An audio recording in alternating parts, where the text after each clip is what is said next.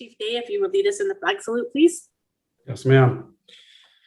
I pledge allegiance to the flag of the United States of America and to the republic for which it stands, one nation, under God, indivisible, with liberty and justice for all. Thank you. Roll call, please. Councilmember Johnson, Here. Councilmember Losi, Here. Councilmember Stanfield, Here. Mayor Pro Tem Trent, Here. Mayor Long.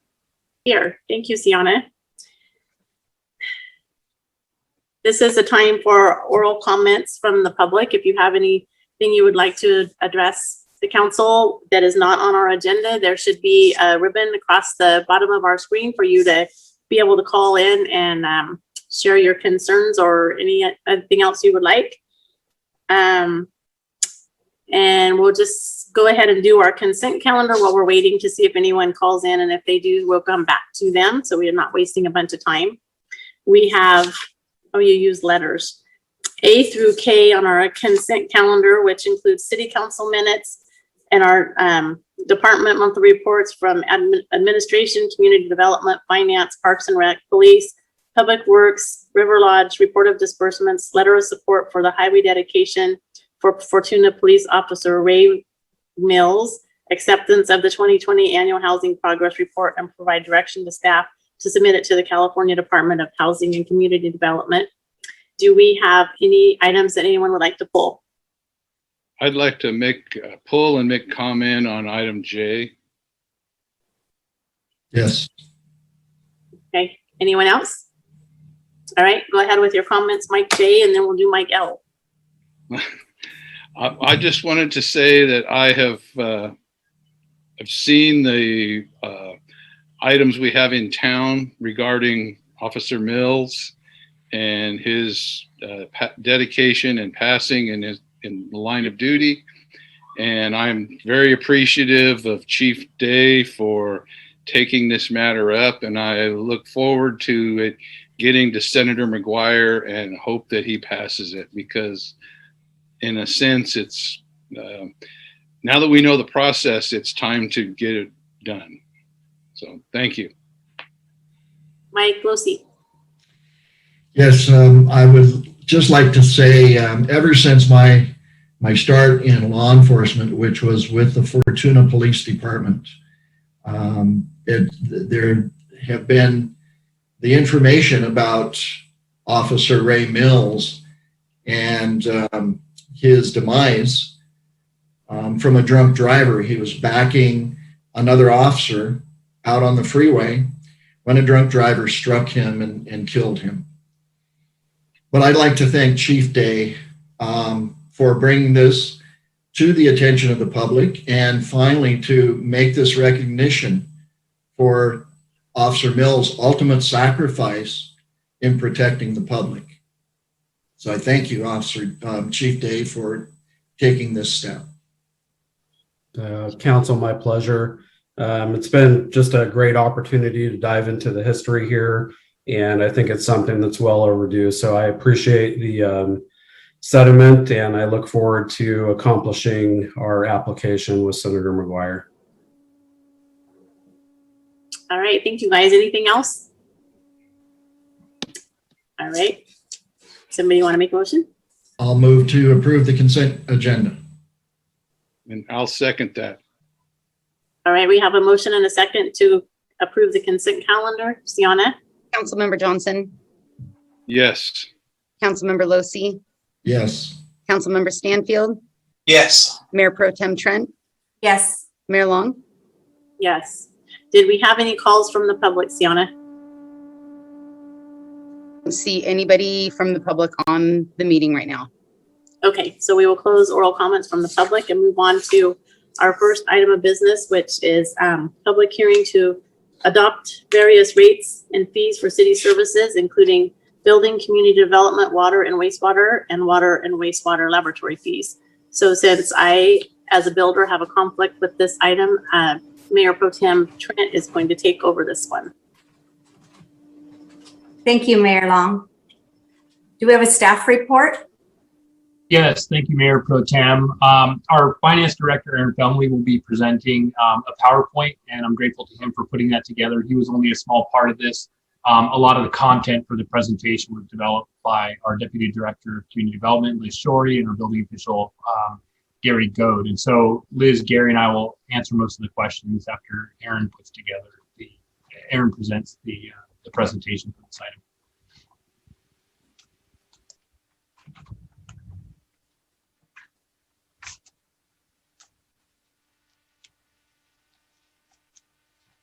All right. Well, good evening, Honorable Mayor Pro Tem and City Council. So tonight we are going to discuss the changes in building fees, community development fees, water, wastewater, and wastewater laboratory fees.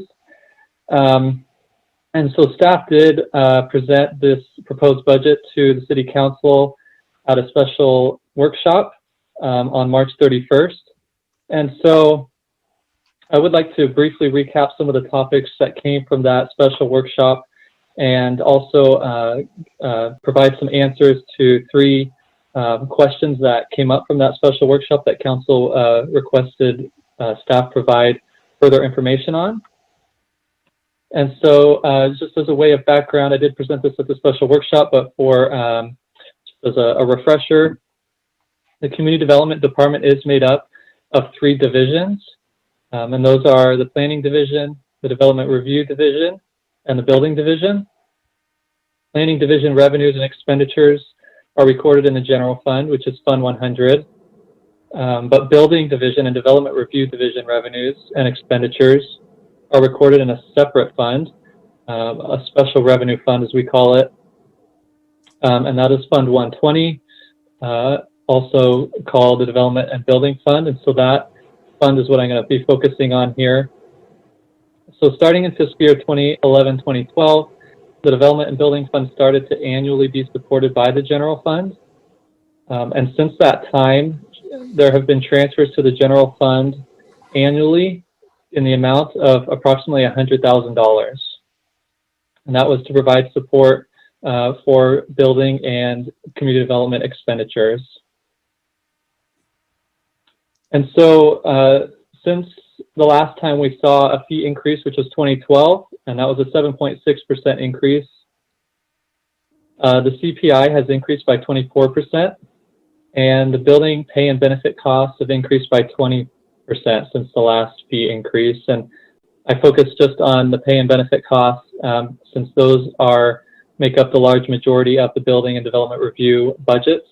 There are some department supplies and some other costs associated with running those divisions, but they're pretty minimal. The primary cost associated with running those activities is pay and benefits. And so you can see here the chart, the orange line is the trend line. It's trending upwards. And like I said, we haven't adopted any increases to our building fees since 2012. And so the general fund is having to pick up those increases each and every year. So 3 requests for further information came from the special workshops, and those were, do other cities support their building departments with general fund dollars? The second item was council requested a comparison of building permit costs for similar average homes in the county, Rio Dell and Fortuna, and council requested specific building fee schedules for similar cities. So I'm going to go ahead and go through what the Deputy Community Development Director and Building Official were able to compile to help answer these questions for us. So the first question, do other cities support their building departments with general fund dollars?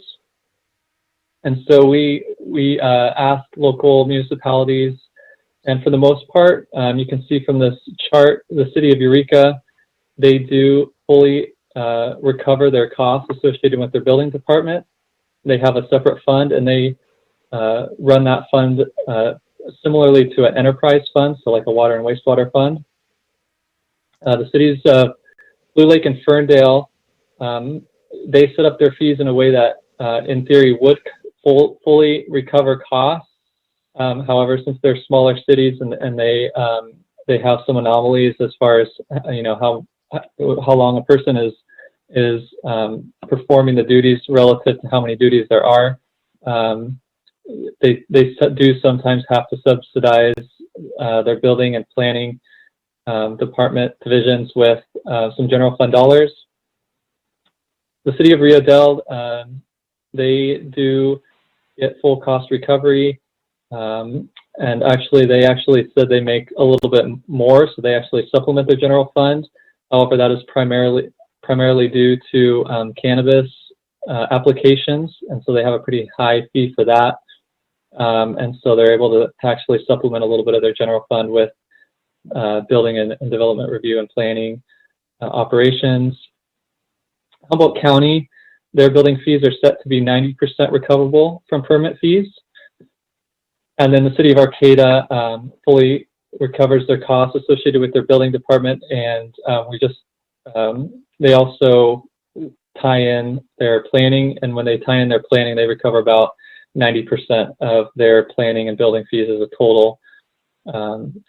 So we do see that there is some general fund dollars that flow into these cities, but the lowest recoverable amount that we see is roughly 90%. And just as a point of context, for fiscal year 1920, the city of Fortuna only recovered about 55% of our costs through building and development review fees. So we're considerably less than that 90% or 100% that the other cities are recovering. So the second item the council requested to see was building permit costs for similar average homes throughout the county. And so our building official was able to get this single family residence permit example, a 1,430 square foot residence with a 440 square foot garage and a 90 square foot covered porch. And you can see Fortuna is the lowest. We're about a little less than 20% below Rio Dell and 30% below Humboldt County, so a pretty significant amount below those two jurisdictions. The third item requested by council was you guys requested to see specific building fee schedules for similar cities. And so our building official pulled a few examples, and I'll go through those. And so the first one here is for a roof permit. And you can see, again, Fortuna is the lowest, and by at least 100% compared to Rio Dell, Humboldt County, Eureka, and Arcata. And so a large difference there. For over-the-counter permits, you can see the city of Fortuna has a range.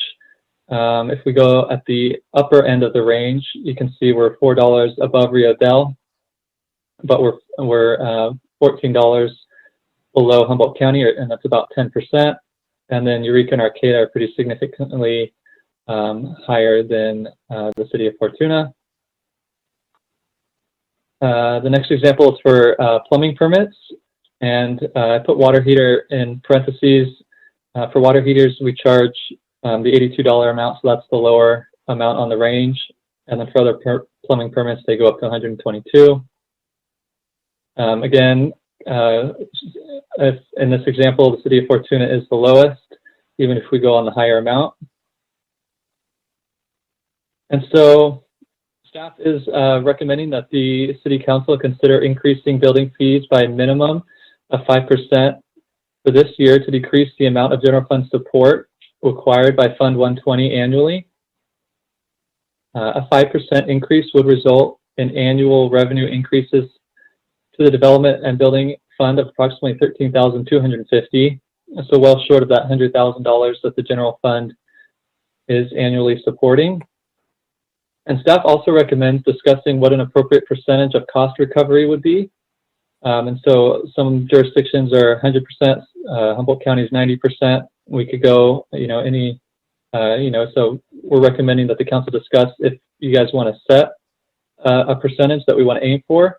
And if so, maybe setting, consider increasing fees by 5% annually until we reach that goal, so we don't see a really massive sudden jump in our building and development review fees. And so with that, I'll turn it back over to Merritt and the City Council. If you guys have any questions for us, we'd be happy to answer those. Thank you. Does any of the council have any questions? None, then I'll open the public hearing. Do we have any public?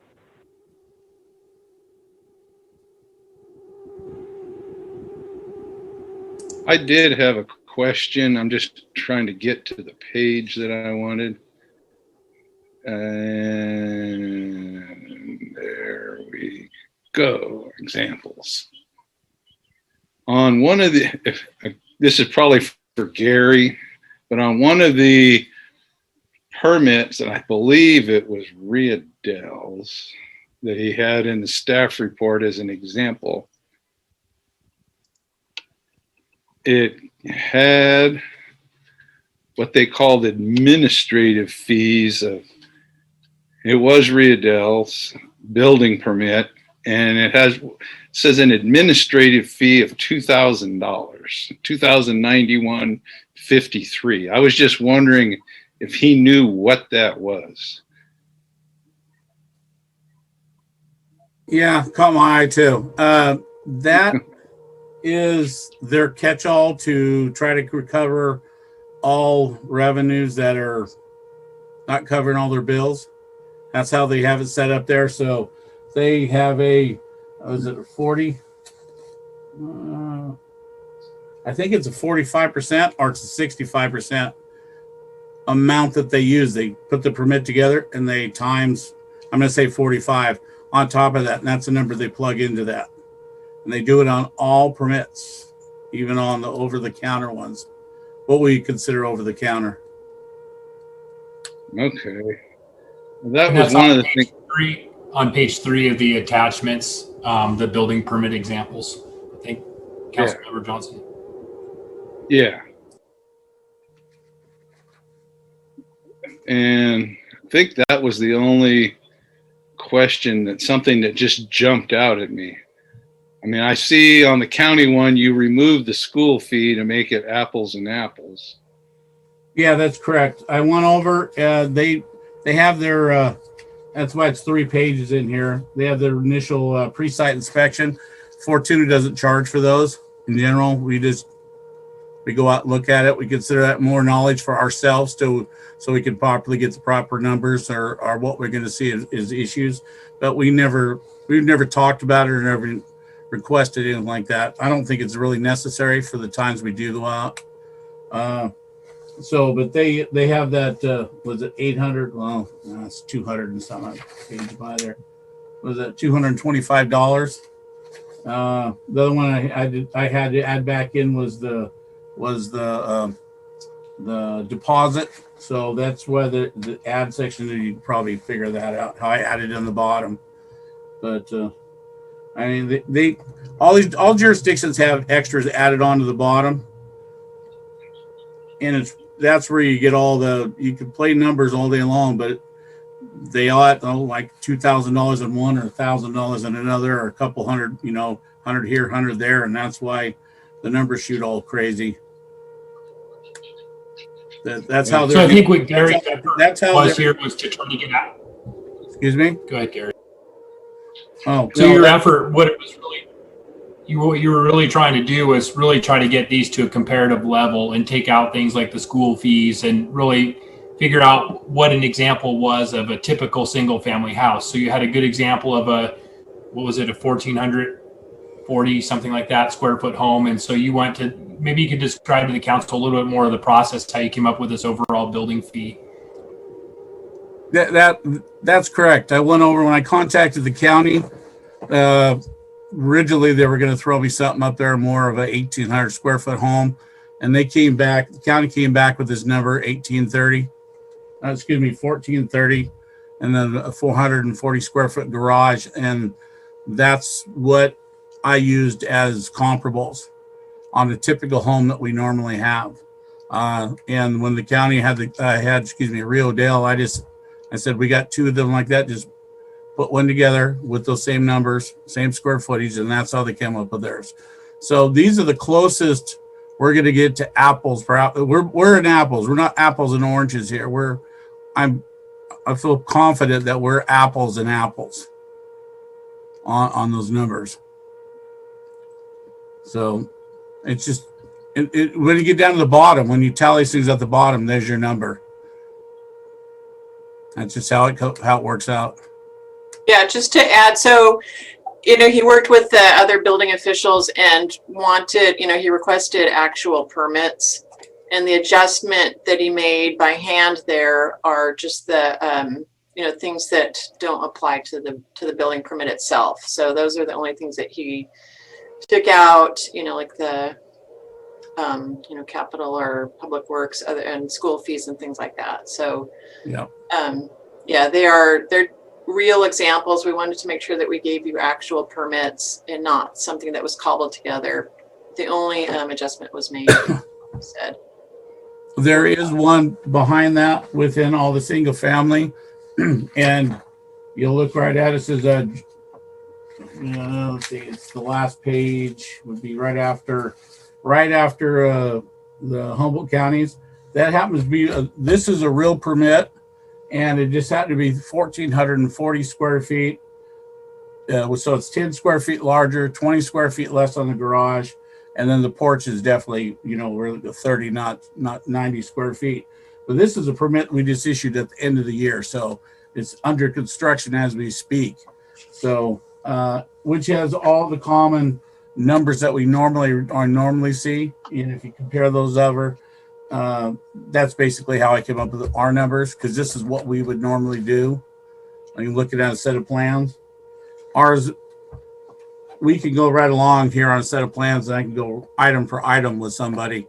Theirs they package things up in such a way that it makes it very difficult to actually know what you're getting charged for or not. It's basically at the end is how much you're going to write that check for. And all these numbers are checked. That's what you would write a check for to get a building permit out the door. Councilmember Johnson, does that answer your question? I think we're still on yours. Yeah. I mean, that's what I wanted to know was the $2,091. And the permit on the last page, that includes all the capital connection fees and everything. Oh, you're talking about the ones clear at the end? Yeah, that, I'd Yeah, skipped what I did ahead. was I'd actually use that same permit again, since we've brought it up. I went over and took that permit, copied a section, put it next to it. If you check all the numbers, they're all the same. It's what this is reflecting is the new the new fee dollars that we would actually tap into it. But So the reason, if we went over and you said, make that house right now and use today's fees, that's what it'd be. And so I think the hard part is that you can't line them up and compare line by line, because the way the fees are constructed for each jurisdiction are different. So, and what Gary put together here was what an actual fee would be like for a similar house, rather than trying to compare each different line item, which don't match up. He took an example house, which would be an average home, and then he has a roof permit example. And then he had a water heater example, because that's a common one that we end up going over. Yeah, then I got a hold of a few of the contractors, and that was McMurray and stuff, and they were gracious enough to send over. They went through their files and pulled up permits and stuff, and then I looked at the numbers and started comparing what was going on, and then getting to the like Maples Plumbing. When I talked to Dale, he just went over and he goes, "Okay, you ready? Here we go. Write it down." He started spitting the numbers out, and I was writing them down. That's the paper I actually got the numbers from. That's in here. Comparing those numbers and digging into the counties and so on. Like the county, all their permits, there's anything you can get out, it's $136. They just straight across the board, 136. And that includes that's the paper that's in there, but that takes care of pretty much everything. You want a water heater, that's what it is. You want electrical, that's what if it's over the counter. Madam Mayor Pro Tem, I have a couple of questions. Okay, go ahead. Thank you. So just for explanation then, Gary, the single family residence permit, for instance, that is not going to be the amount of money that a person pays overall to have that single family residence built, because this is just what the city is charging. That does not include the school fees that we've been talking about. Would you correct me if that's wrong? No, you're correct. This was just building department and building department fees. Okay, and so does Riodell and the county charge those fees within, say, the Fortuna High School district? The county itself charges school fees. My understanding, and I could be incorrect here, but my understanding there's only one other school district, that's McKinleyville. They have a school district fee there. We also have one here for our schools. Apparently the county collects their fees, their school department fees. We don't. We have them go down to the school district and pay. I see, okay. And then that happens the same thing with the sewer and water fees. You go to sewer districts and they go to a different department and take care of that. And then they go to the building department and take care of their portion of it. We just happen to, Fortuna style has always been to combine them all into one. So when you come here, you're going to one spot. One-stop shop. One-stop shop, yes. Okay, As much as thank you you. can do it. I have a couple questions. Sure. The first being on our over-the-counter fees, there's an issuance or administrative fee of, is it around 40 something? That's correct. We have an issuance fee on the over the counters and we charge $40.30. Is that included in the number that you gave us here? Yes. Okay. Yeah. And then my next question is, I'm not quite understanding, our fees are not a whole lot less, and we are supplementing way more than what the other jurisdictions are. What are we doing so differently that we're losing so much and they're not? Well, within the fees itself, ours are those, it's structured a little bit different. And you know, you're aware, I've made this comment, our fees are more of a task-based style, where theirs are a value style. Most of the state runs on value. The roof permits really kind of show that very drastically. We just put the time in we need that based on our fee schedule and stuff, what we use. But they base it on how expensive that roof is. I don't care if you got a 20-year roof, 30-year roof, you know, expensive. You're going to put, well, of course, if you put slate up there, I might have to do something a little different, just because I would definitely spend a little more time, a half an hour or something like that. But in general, we wouldn't raise ours, but theirs would raise on the cost. So their $15,000 roof, they would, and now it's $30,000 roof. Their building, their permits going up, even though they're not doing any more work. It goes up because it's based on value. That's how that portion of it works. I don't know if I answered your question or not. Mayor Pro Tem, too, another part of this is the planning fees. So, you know, there are a couple of things. One of them is we do have, if you look at the planning fee schedule, some of the charges for subdivisions and other development type projects are significantly less in the city of Fortuna. One of the other things too that hasn't always been happening that needs to happen is that we have an actual, there's a deposit, and we rarely have been charging for more than the deposit. And what needs to be done is we track the actual fees, because the fee schedule for a lot of the planning,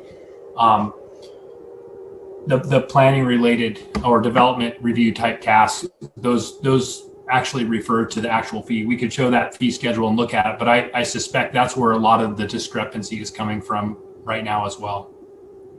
In addition to generally the building permit fees being low. Again, those haven't gone up since 2012, and the cost of employees has gone up. And I think our finance director put that in there pretty well, that we've seen a 24% increase and we haven't raised our rates. I'm not going to keep going on this, but I'm still not understanding because like these other jurisdictions pay their employees more than what our employees are getting paid. And we're still not even close to covering our expenses like they are. So I'm still not quite understanding what we're doing so different. Even if we raised it to their prices, we're still not going to be recovering our cost. I think that's an excellent point.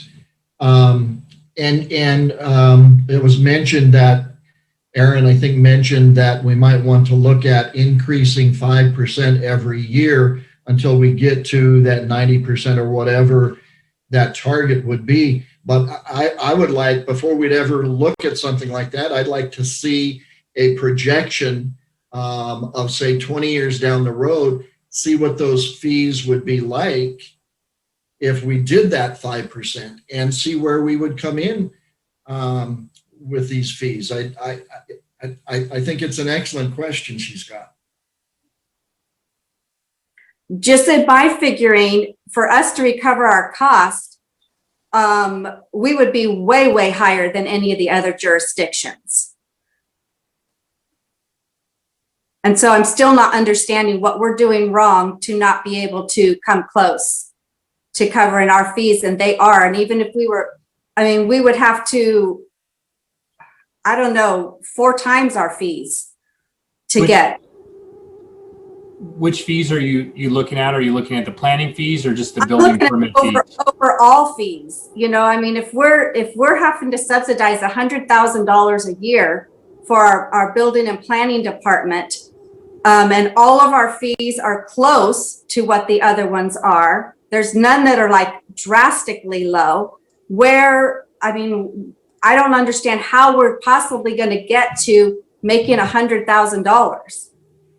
Well, maybe one suggestion, maybe our finance director can run through that fee schedule and we can look at a comparison of fees. I think there's a bigger discrepancy in the planning fees. The building department fees for building permits is harder to see, again, because those don't match up one for one. But I think even going through those planning fees or the building fees, I think if those were brought up, that you'd see a substantial increase. I think the other thing that has to happen too is we need to have better tracking of the actual cost for projects, because some of the things like subdivisions where we take a deposit and haven't been collecting the actual amount, even though it's provided for in the fee schedule.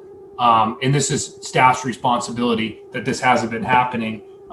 We will see a closer, we'll see the revenues increase relative to that difference in recovery. Yeah, thanks, Merritt, for pointing that out. So the planning fees, that table was, the comparison was in the packet last time. I don't think it made it into the packet again. But it does show the planning fees in comparison with the other jurisdictions. And those are pretty drastically lower for Fortuna, you know, by 1,000 or 2,000. And if especially like the county where they might do, you know, large scale projects, and they do full cost recovery. So that would be in the thousands of dollars. And they do many more projects. So, you know, they are going to get, they're going to have a smaller deficit if they're doing, you know, averaging that many projects. And then, like Merritt said, we're going to do what we can to, you know, collect the amount that we're allowed to under the current fee schedule, which is not full cost, but it's the initial deposit, say, I think it's like $650 for a subdivision, and then an initial or a second, not a deposit, but a full, you know, payment of not more than the original deposit. So it'd be like $650 twice. And then the other way we are going to, the only increase I think that we have on the fee schedule for planning is to recover the public notice costs, which that's a good amount. It's like $250 to $350, which we don't recover now. So, and if we add that in, we'll be able to recover that amount on the planning projects. Okay, thank you. I'll be curious to see what the difference is next year. And I do understand that they do way more projects, but they also have way more employees that they're paying too. So, you know, their cost is also up as well as their income. So, but I'm not a planner, so we'll try this and see what it shows next year. Mayor Pro Tem Trent, Yes.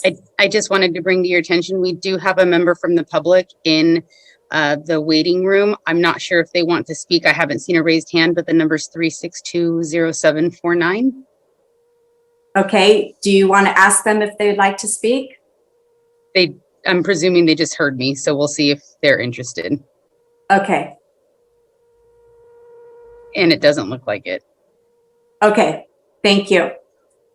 Okay, then if we have no public, we'll close public comment. Any more comments from the council, or do we have a motion? We've had a lot of discussion about this particular agenda, but I think I would like to also see more once we put these, if this motion passes, to see more information about why the not discrepancy, but why are the other agencies with regard to these permit charges and whether it's planning or whatever, why there's such a difference there. And like you pointed out, Tammy, their expenses are more than ours. Mm-hmm. But I'll go ahead and make a motion to adopt resolution 2021-10 and read by title only. It looks like the member of the public has raised their hand and would like to make a comment. Okay. If you're there, you can go ahead and unmute yourself. I see that your hand is raised. We'll wait just a moment to see if they can unmute their audio.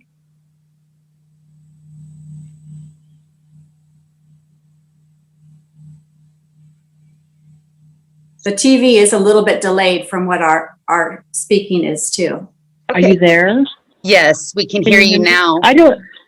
I'm sorry, I pressed the unmute on my phone, but for some reason it didn't work until number 6. I did star 6, but anyway, I am just saying I would like to comment during item number 7. Thank you.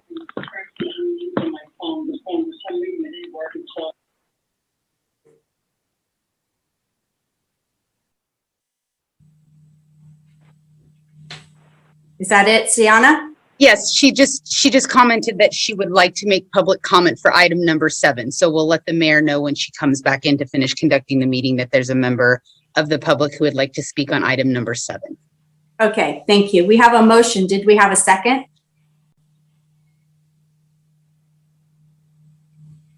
I did not hear a second.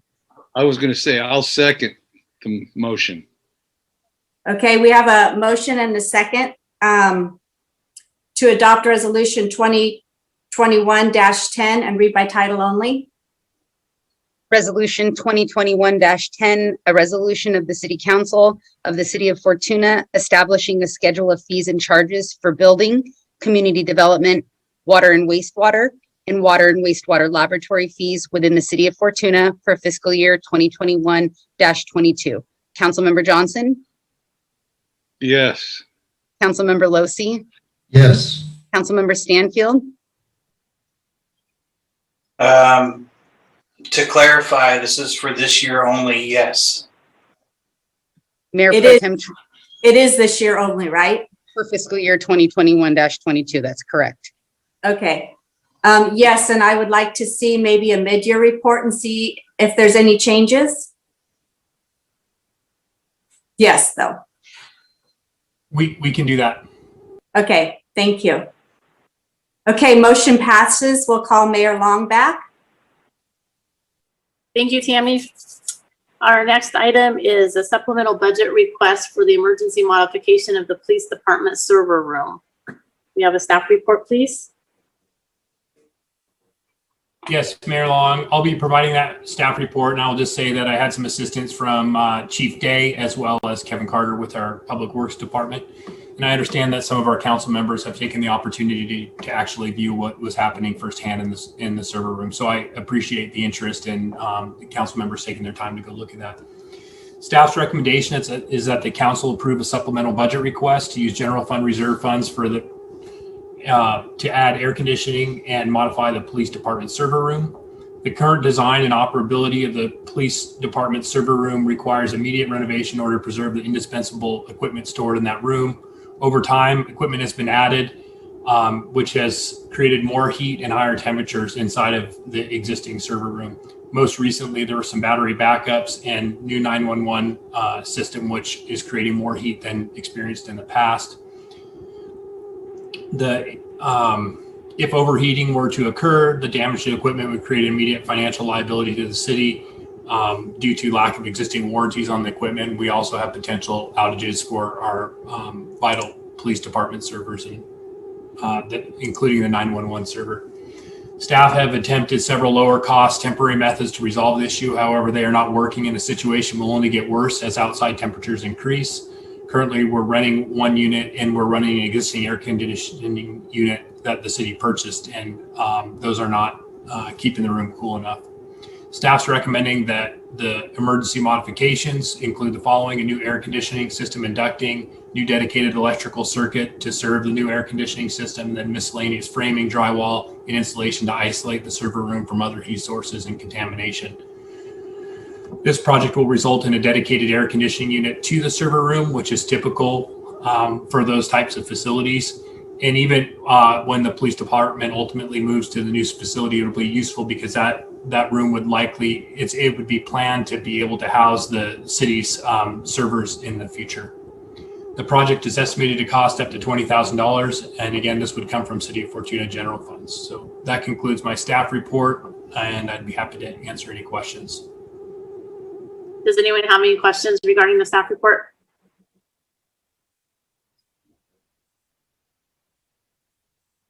Hearing none, we will open it to public comment. Councilmember Stanfield, I think, had a question, Mayor Long. Go ahead, Jeremy. Sorry about that. Late to unmute here. It was reported that when Fortuna PD moves over to the pod permanently, that this will become used as the server room for the City of Fortuna as well. Is that an accurate statement? Yeah, and although the move is still pending, we still have a department, we still have plans to develop for the new police facility. We still have to figure out the funding. There's a lot of things up in the air, but our thought is that we would like to make the server room be of adequate size and have an adequate air conditioning unit, or at least the ability to expand one if it is put in, so that that area could serve as a server room. And where we're talking about, it's in the basement of the police station. It's a secure location. So we think it would make sense long-term to put it there because there won't be a lot of competing uses for that basement space once the police are gone. Any other questions from council? Was there anyone with questions or comments from the public, Sienna? I don't see any raised hands. Okay, I don't either. So, all right.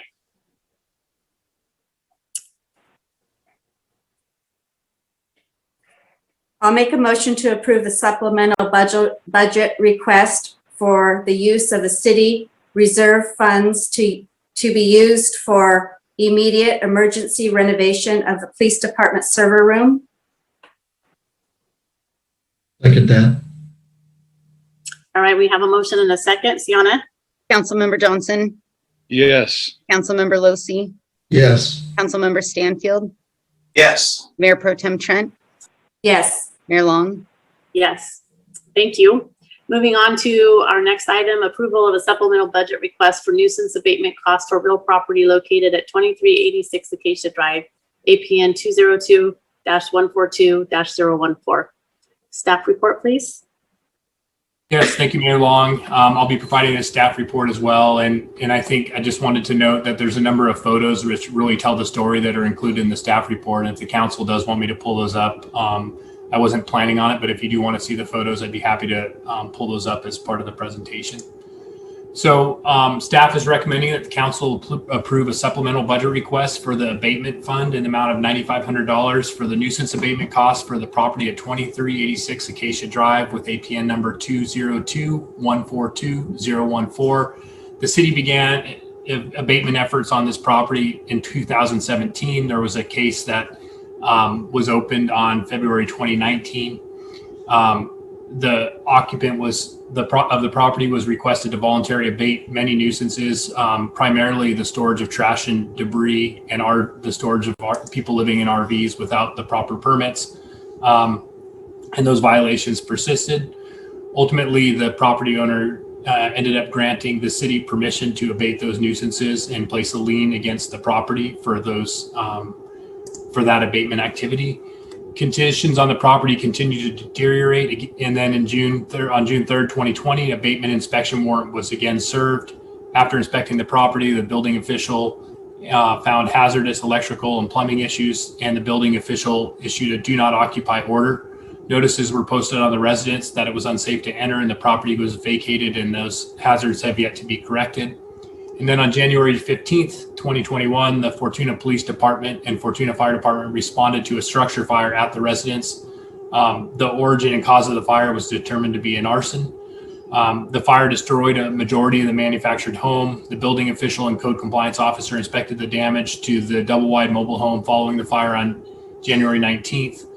After the inspection of the structural integrity of the home, the building official determined that the fire penetrated the roof trusses and compromised the structure, requiring the structure to be demolished. A notice of public nuisance in order to abate was posted, denoting the methods of abatement on January 25th. And then on March 2nd, a notice of administrative hearing on the abatement nuisance was posted at the residence and sent by registered mail. Attempts were made by Fortuna Police to locate and serve the last known occupant, Beverly Spencer.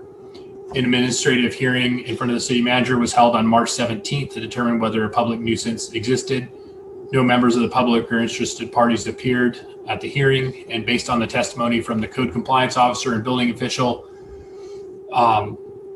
it was determined that due to the dilapidated nature of the structures and the danger that they pose, along with the lack of a responsible owner, that the property nuisance should be abated by the demolition of the home and the attached shed and removal of all debris located on the property.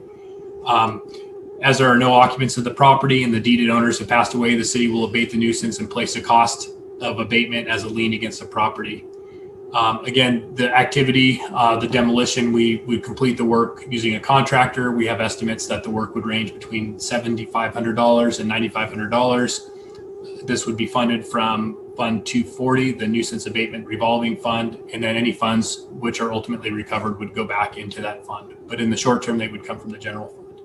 So I think this is one that, we've been dealing with for some time, and after this, it'll be a bare piece of ground with a slab and utility service stubbed out to the property. And, our hope is that this would proceed to ultimately an auction, and then the city can recover our funds to deal with this long-term nuisance. So with that, I'd be happy to answer any questions.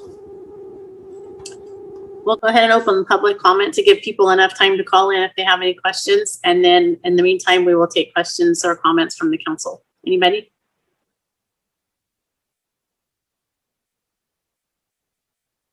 All right. Anybody from the public, Sienna? I don't see any raised hands, and there's no new callers.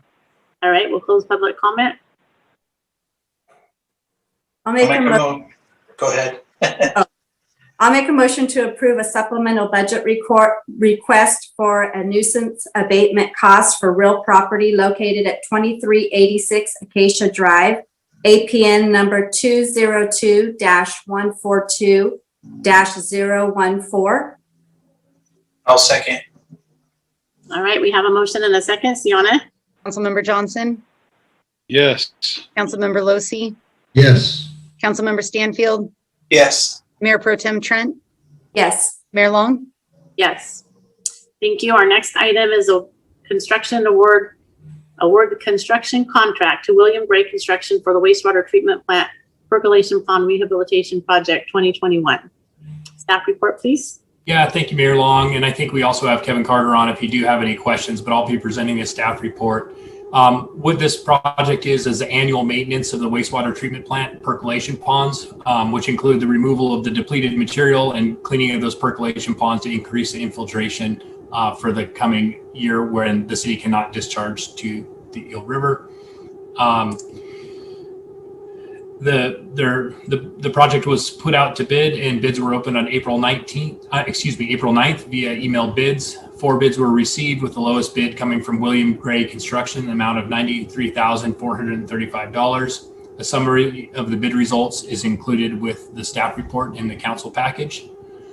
The staff reviewed the lowest bidder, William Gray Construction's bid and documents, and found that they were the responsive and responsible bidder. William Gray has also completed this project successfully in the past. Staff is recommending that the council approve a total construction budget of $100,000, which includes approximately 9.3% contingency. The budget includes $100,000. The current budget for this project is $100,000 this fiscal year, which is listed as a capital improvement project for the wastewater treatment plant annual percolation pond rehabilitation project. And the funding source for this project is Fund 560 Sewer Reserve Funds. So with that, we're pleased to have a bid that's within our budget and are recommending approval of award to William Gray Construction. Thank you, Merritt. We'll open public comment to give people time to call in. And does anyone have any questions or comments from the council?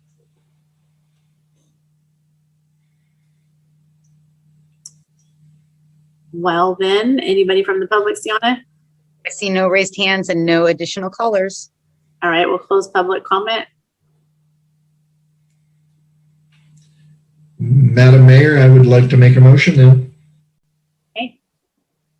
I'll make a motion to award the contract to William Gray Construction for $93,435 and establish a maximum contract amount, including 9.3% contingency of $100,000, and authorize city manager to execute the contract and other related documents. I'll second that. All right, we have a motion and a second. Sienna? Councilmember Johnson, Yes. Councilmember Losi, Yes. Councilmember Stanfield, Yes. Mayor Pro Tem Trent, Yes. Mayor Long. Yes. Thank you. Our next item is consideration of memorandum of understanding with the City of Arcata and City of Eureka for allocation of Community Development Block CDBG Coronavirus Aid Relief Economic Security CARES Act funds. Staff Thank you, Mayor report. Long. Our economic development specialist, Jennifer Brown, she is on. And Jennifer, I think you're going to share a PowerPoint presentation for this one? No PowerPoint. Okay. Jennifer Brown will be making the presentation, and then I've been working with Jennifer on this, and I'd be happy to answer any questions with her when she concludes her staff report.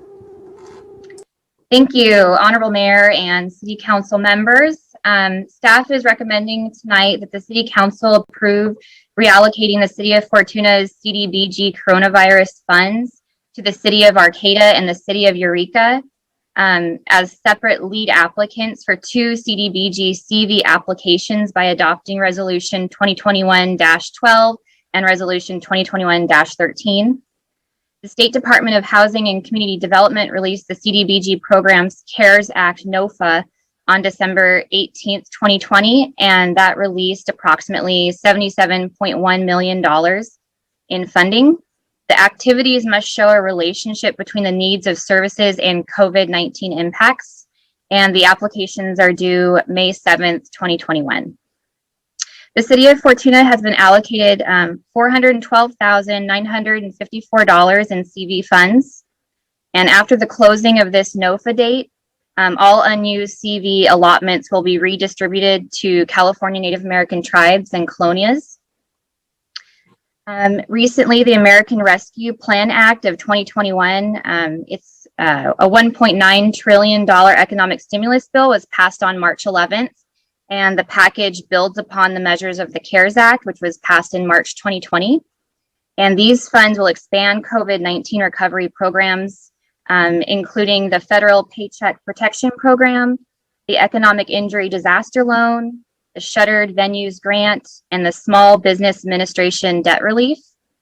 So considering these vast resources from the CARES Act and the American Rescue Plan, it would be redundant for Fortuna to develop a COVID-19 program to aid small businesses. So staff adjusted its focus on more social programs and services like temporary housing, food, and other services.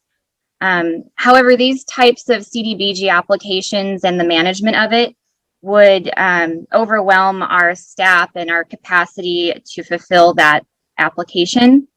So we've been talking to the CDBG representatives, and they suggested that we partner with other communities on a program that they are already pursuing rather than us developing a new program.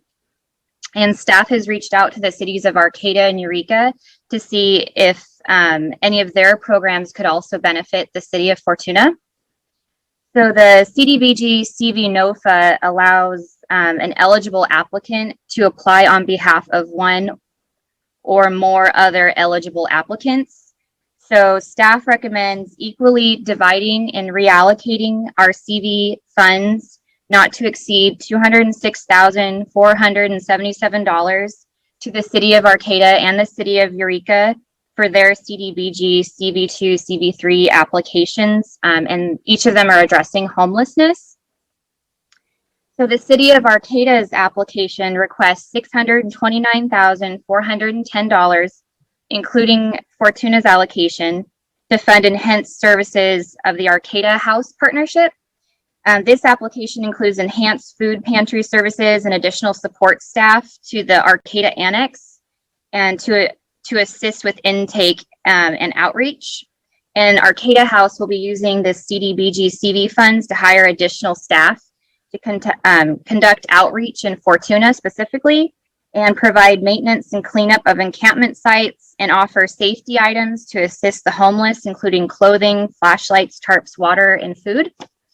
And the city of Eureka's CDBG CV application is going to be the Uplift Homeless Services Center.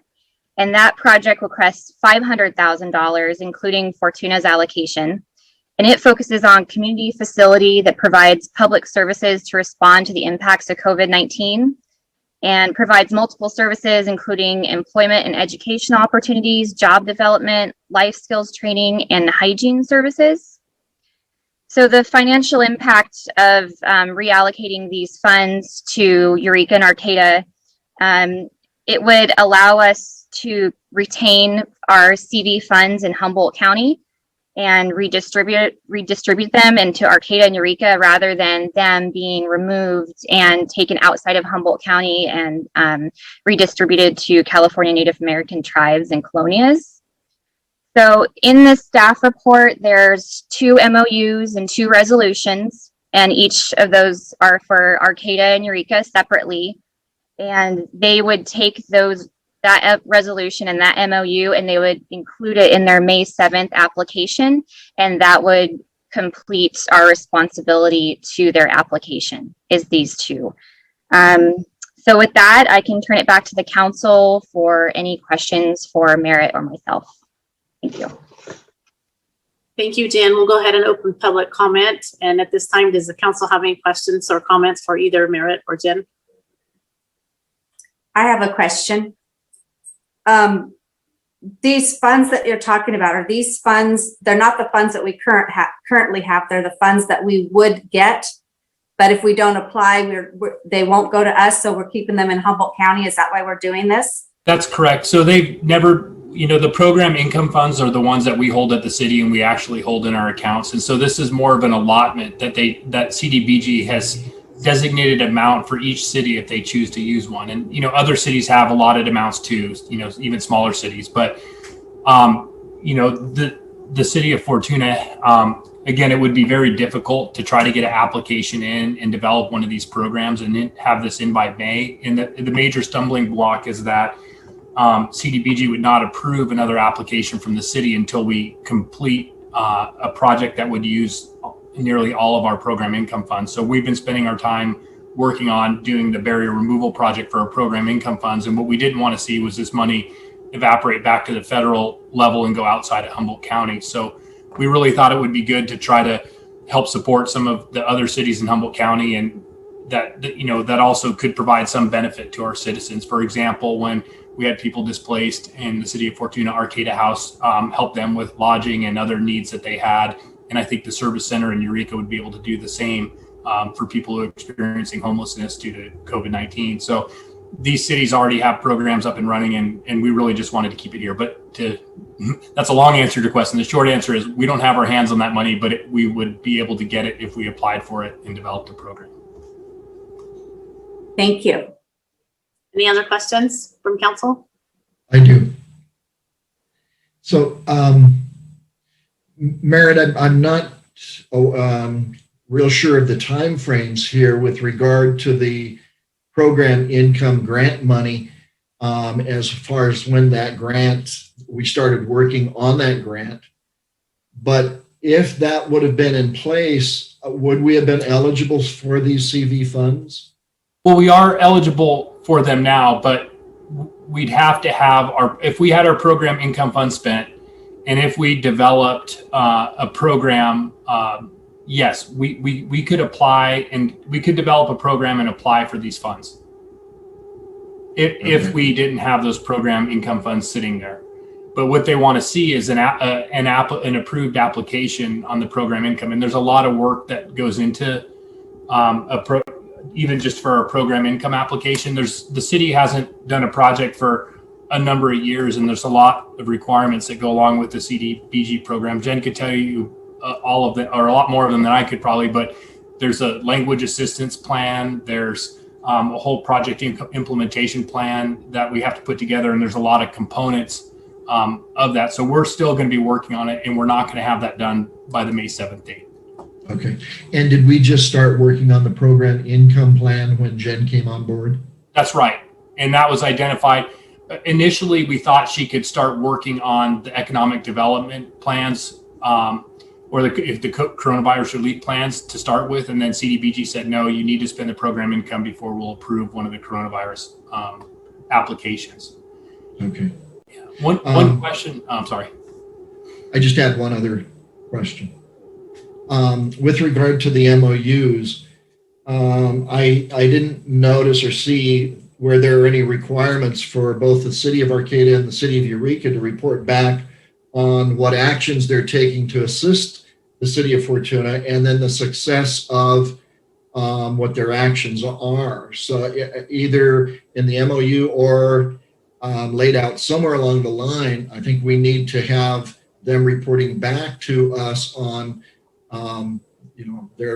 what actions they're taking, what they're doing for our citizens or the people that are here in Fortuna. Yeah, my thoughts on that, we're really just reallocating money that was set aside for the city of Fortuna to those communities, and right. CDBG staff, or the staff at HCD, California HCD, they play a pretty key role in oversight. Those programs are highly scrutinized by HCD, and I don't even think we'd be qualified necessarily to scrutinize those, but I'd be happy to kind of get just an update from Arcata and Eureka as they move ahead to implement those and bring those back. I guess I wouldn't want to see an onerous process for one of those other cities to come back just because we shifted some of those funds, but I'd be happy to ask them for a status update and a progress report, just so we could let you know how their programs are moving along. And I don't think that they'd have any problem doing that.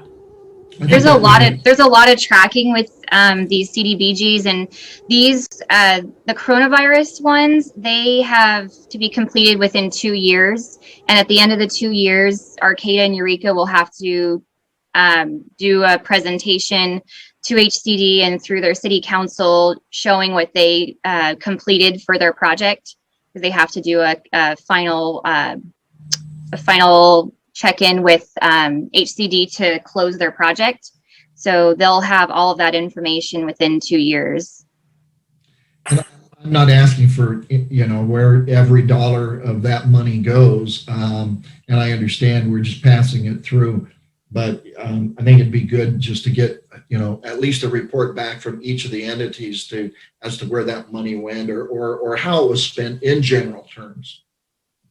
Yeah, and we could probably put that as a consent item when they do file reports or they make a presentation to council on those programs. We could ask them to forward those to us, and we could put it in the council packet for informational item. Thank you. That makes sense.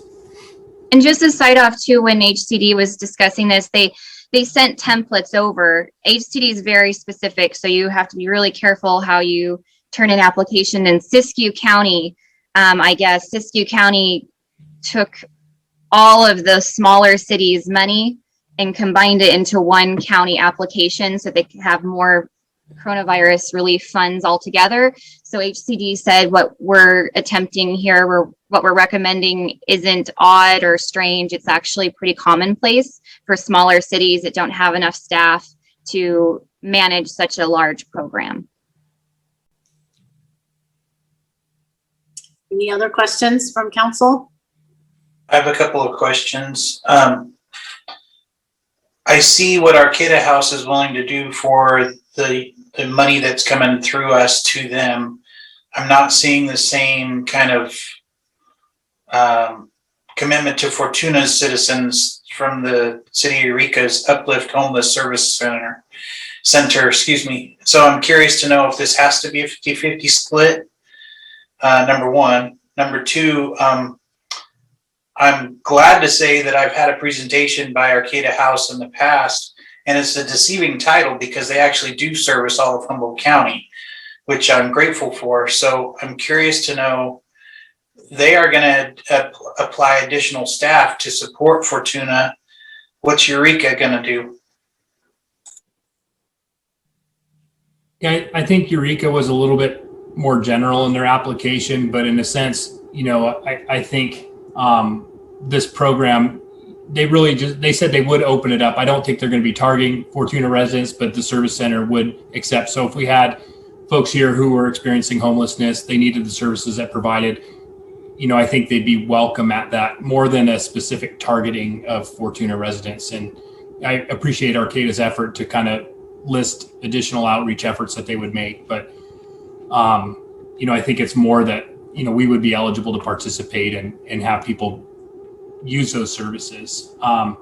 There is no requirement for a 50-50 split. We just saw the opportunity and wanted to be able to help either Arcata or Eureka. And our motivator was that as we've been going through this CDBG program, both those cities have been helpful in trying to help us, get on the right track to getting our applications in and moving through the program. They're very cumbersome. And so we just wanted to offer that up. And since they both had interest, we said, well, let's just split it and send some to both cities.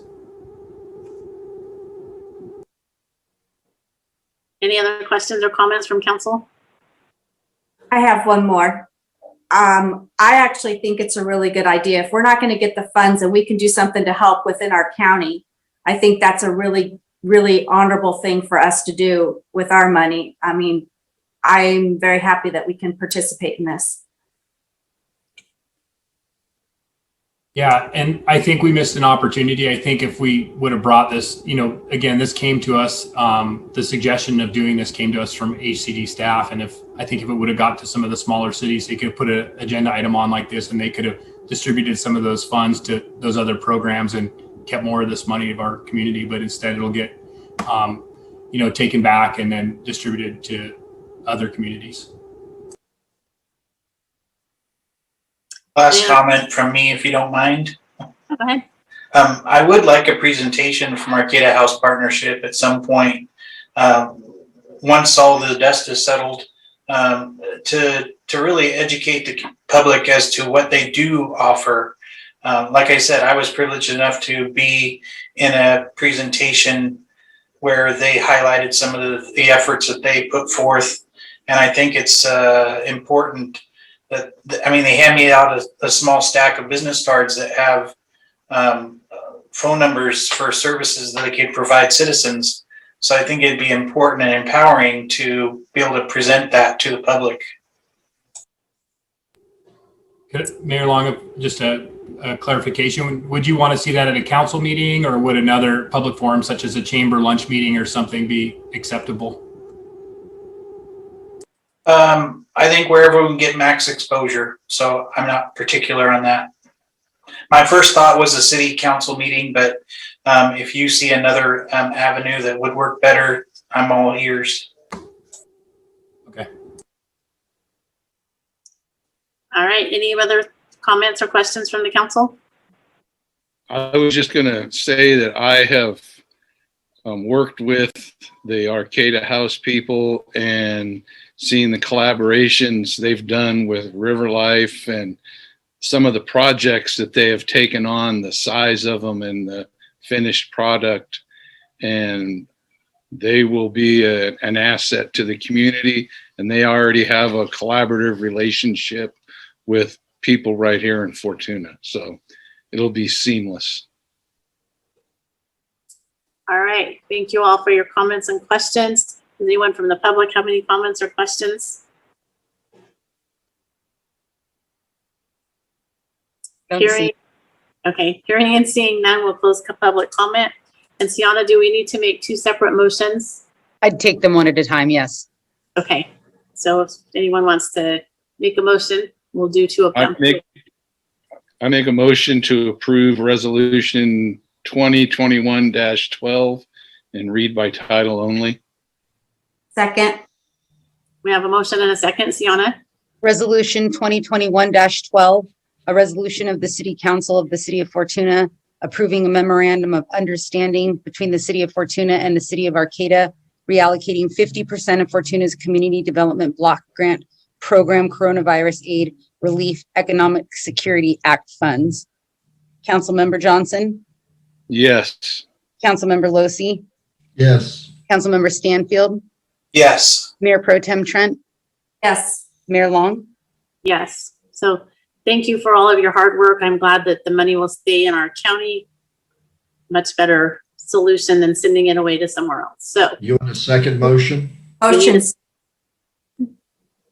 I'll move to approve resolution 2021-13 and read by title only. Second. we have a motion and a second. Sienna? Resolution 2021-13, a resolution of the City Council of the City of Fortuna approving a memorandum of understanding between the City of Fortuna and the City of Eureka, reallocating 50% of Fortuna's Community Development Block Grant Program Coronavirus Aid Relief Economic Security Act funds. Councilmember Johnson, Yes. Councilmember Losi, Yes. Councilmember Stanfield, Yes. Mayor Pro Tem Trent, Yes. Mayor Long. Yes. All right, thank you guys for the work on that. We'll move on to our next item.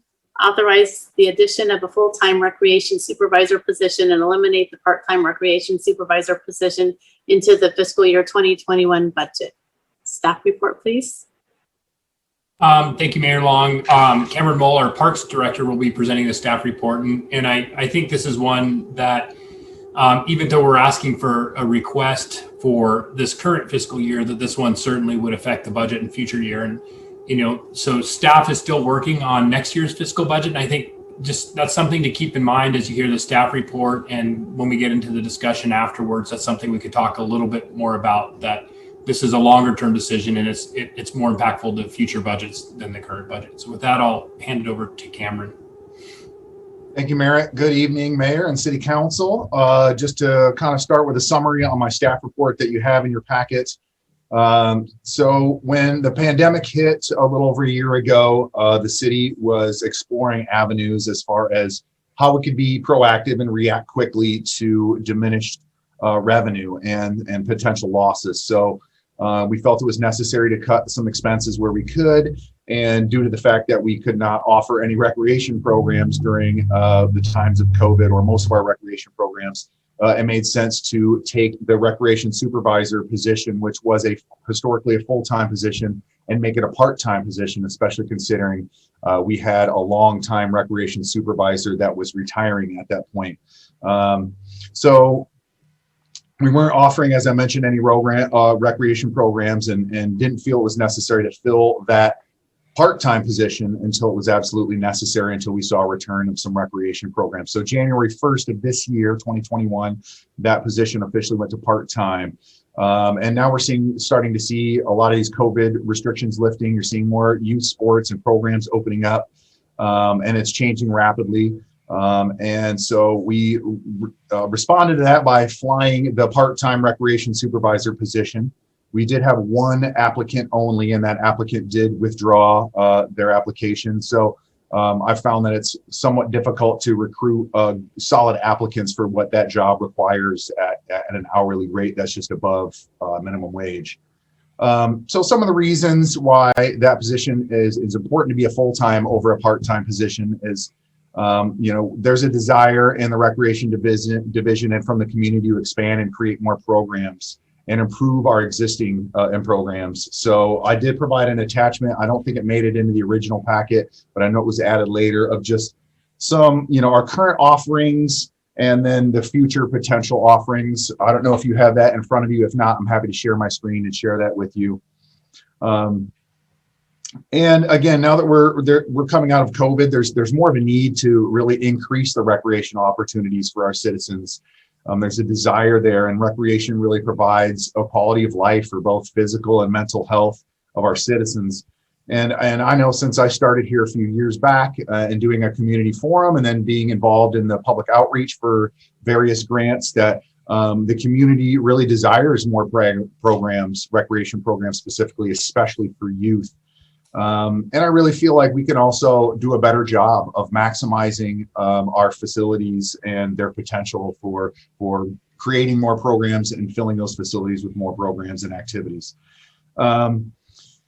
So, as well as the fact that we have in the summertime, we have our summer fun and kitty camp programs, and those are full days, 7:30 to 5:30, where we have kids here 5 days a week for 10 weeks. And so it's really necessary to have a strong leader, someone who can be there all day to supervise not only the children, but the employees, and make sure that everything's going smoothly, and providing more of an enrichment program versus, childcare, babysitting. And, really moving on to the fiscal impact, there will be a fiscal impact, but really the city council and citizens are going to have to ask themselves, what is the value of that position and having those additional programs and enhancements to recreation. And then I've got Aaron here help me a little bit with the financial impact here, so he can back me on some of this. But it's looking like, if this were to be approved, then moving on to the next fiscal year, current fiscal years, we're looking at about a $40,000 additional expense to the annual general fund budget. And so we were thinking for this current fiscal year that we were going to need a supplemental budget of request. However, because our previous recreation supervisor retired some time ago, back in September of this current fiscal year, we've saved enough funds during this fiscal year from that retirement and not filling the position. So it won't negatively impact the current fiscal budget. In fact, if we did vote tonight to bring this back full time, we'd still be saving about $9,000 for the rest of this fiscal year. Also, in talking fiscal impact, in future years, it's recommended that these funds would come out of Measure E funding. And honestly, that's really in alignment with the goals of Measure E, and that is to create programs for youth and seniors. So I really see how this could be a beneficial addition to what we offer, and is in alignment with what Measure E's goals are. And ultimately, more programs that we can offer the community than, again, physical and mental health of our citizens, but also potentially more revenue for these additional programs and additional jobs as well for our community members. And I know that we like to keep fees affordable, and this is really important to council to keep fees affordable. So, and really my goal with this position going back to full time is for that person to really focus on recreation. Previously, that person did have some other job duties. It's often common when you work for cities or municipalities that you wear multiple hats, and I'm committed to allowing this person to just solely focus on recreation. And I would pick up, and the office would pick up, the community service worker program that the city offers, as well as some Cal Recycle beverage and recycling funds that we have to manage. So, certainly if the city council decides not to fund it, then it's something that I would have to commit a lot more time and energy to, and I'm certainly willing to do that. But time is a factor, so there would be some things that I would have to kind of put on the back burner, or not have enough time or allowability to do. So, it would involve more rec planning on my end, more overseeing the programs, more supervising, generally just more time, which means little bit less time for grants, projects, expansions, those kinds of things that I think originally was the goal of bringing back the Parks and Rec Director position. So, that's kind of a synopsis of my staff report, and I'm happy to answer any questions that City Council or members of the public might have in regards to this subject. All right, thank you, Cameron. We'll open public comment so that people have time to call in if they want to. Does the council have questions, comments? I would just say I'm sure that there are recreational softball leagues and soccer programs like that that are looking ahead.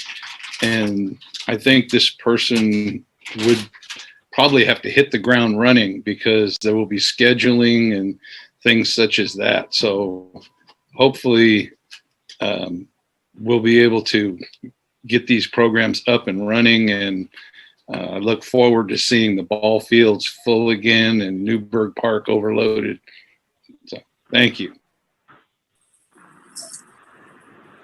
Do you want public comment? Do we have any public yet? So I get. I see your hand raised. It looks like there's a hand raised from a member of the public. Are you there? Yes. Go Can you ahead. tell me? Can you tell me what is the deadline if a person is interested in the position, when they would have to apply? Well, City Council would have to make that decision tonight, and if so, it would probably be early to mid-May, because we have our summer fun and kitty camp programs coming. It requires a lot of planning. However, I still want to have at least a few weeks to fly the position so we can get some strong candidates. So my guess is the application deadline would be early to mid-May, and then the hope would be to fill it by late May so that we can get moving with our summer fun and kitty camp programs. Did that answer your Thank question? you. Okay. Yes, thank you. You're welcome. I'm struggling with this one a little bit, you guys, because I look at the list and I think what's been added to the list would be awesome. But I also think that, okay, let's take hot shots. If we had practice sessions during the week, basically that person, all they would have to do is figure out the slots or something, because you have volunteer coaches who would actually run the practices. So that person's really not doing much except scheduling. And the same with all the drop-ins, basically it's scheduling. And I'm just not seeing a full-time position here. I have a comment too. Go ahead. My comment was along the same lines. Like, the only time I really see a full-time position would be in the summertime.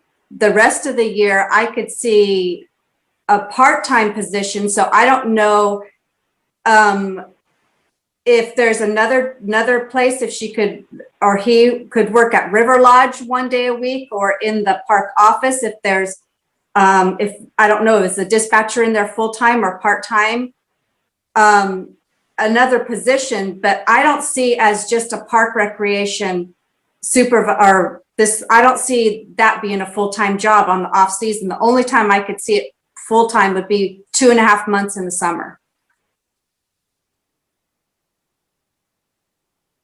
And I think to comment back on that, I think it really depends on what the city council would like to see as far as growth of our program. Certainly, yeah, does the recreation supervisor need to be present at all of those potential future programs? Not necessarily, but there is a lot of planning that goes into those programs and maintenance, Also, that previous recreation supervisor that was full-time did assist at where needed, especially in the Parks and Rec office, doing they were cross-trained in doing some transit dispatching as well. So when people were on vacation, or we were short-staffed, or someone had to go to lunch, then that person would fill in for that hour, because we do not close for lunch, and just kind of help maintain operations. So we did utilize that previous person when they were full-time for some areas.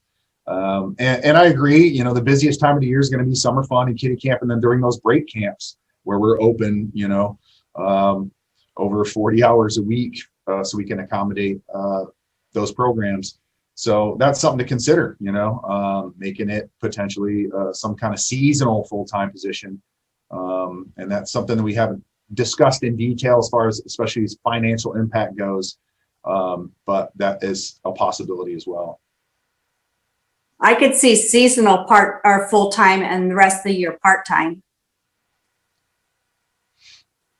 I think the challenge with that would be try to find a solid candidate that would be committed to a summer program and still be able to be available at least part-time throughout the rest of the year to assist with the other recreation programs. I've got a quick question. Maybe for Cameron or maybe Aaron. I understand that we're only talking a couple of months here for the fiscal year 2021, but for the following year, what would be the annual total cost of a full-time recreation supervisor position? That's a good question, Mike. It would be approximately $40,000 additional expense. Additional. What would that above the part-time position? So $40,000 more for a full-time position over a part-time position. And what is the part-time? What's the cost, benefits? And see, part-time they don't get the benefits, correct? Correct. So, and that's a big portion of it. A part-time position would be paying. I know that the benefits package for the city costs almost $30,000 a year, so the majority of that would be the benefits package for that full-time employee. I can go ahead and help answer that question. So the full-time position's total cost, Ken, there's a lot of factors that go into that. If they are opt out of health insurance, if they're take the health insurance with a family, but we estimated the cost on the higher end to be $60,000 for the full-time position, and then the part-time position throughout the year costs roughly $20,000. Okay, thank you, Aaron. So is that whole thing going to be taken out of the Measure E funds, the whole, or just part of it? It sounds like the Measure E would be supplementing that difference, but Aaron, you could correct me if I'm wrong. Yeah, Aaron can answer this, sir. But essentially, the additional funds would increase the reliance on general funds of Measure E dollars. So we would have reduced programming capacity in Measure E. So this isn't one of the potential projects that we took to Measure E for consideration. Cameron came to us, right about the same time as the last Measure E committee meeting with this request. So we didn't present it then, but the additional $40,000 or $50,000 that this position would take would reduce the programming that Measure E has. So even though it doesn't come directly from Measure E, it would increase the deficit of the general fund, and we would have to transfer Measure E funds to cover that. I have a question about that. Sorry, Mayor. I'm curious to understand if we had a full-time position when the Parks and Rec department was fully operational, why would this come out of Measure E, and why wouldn't this be absorbed into the general fund as it was previously? I don't understand. It's not a new expense. It's a recurring expense that after COVID, it should be as if it were previously. So right now we project it. So the position was reduced to a part-time position. And so the dollars that we calculated that would have to be transferred to make the general fund whole from Measure E would go up by the same amount that the cost of this position would increase. Because right now there's a portion, what we call it is a general fund deficit, that we rely on Measure E to fill that hole. So the general fund deficit would go up, and Measure E dollars are general fund dollars. So one of the items that we put in the Measure E list every year is our estimate of what the general fund deficit would be without Measure E. So we're talking about 6 of one and a half dozen of the other, essentially. It's all the same dollars, and if this gets approved, it would directly reduce the the money that we've kind of identified and traditionally used to fund the recommendations from the Measure E committee. So we gave them an estimate. Aaron could probably give you the numbers. Now that actual amount would be $40,000 or $50,000 less if we approve this position. And so I recognize the council, it's difficult because you don't have next year's budget in front of you. So it's a little tricky to approve that this fiscal year, because the assumption would be that this would be a longer term position and this would be a permanent expenditure. The problem I'm having is we just reduced this position from full-time to part-time because there wasn't enough work to make it a full-time, even helping out in the office and supposedly trying to start some new recreation programs. And I don't see these recreation programs that are on here would supply enough work to make it full-time in the off months. The summertime I can see, but in the off months, I don't see that being a full-time position. I'm just having a hard time with that part of it. That, especially the whole reason that we just reduced this was because there wasn't enough work in the wintertime. There was sometimes nothing to do. And I would also like to add, is that the Measure E committee has already met and made their recommendations for the 2021-22 budget, as far as I know. Is that correct? And so we would have to go back to them, or we would have to change something they are proposing. That's what I think Merritt and Aaron were kind of alluding to, Jeremy.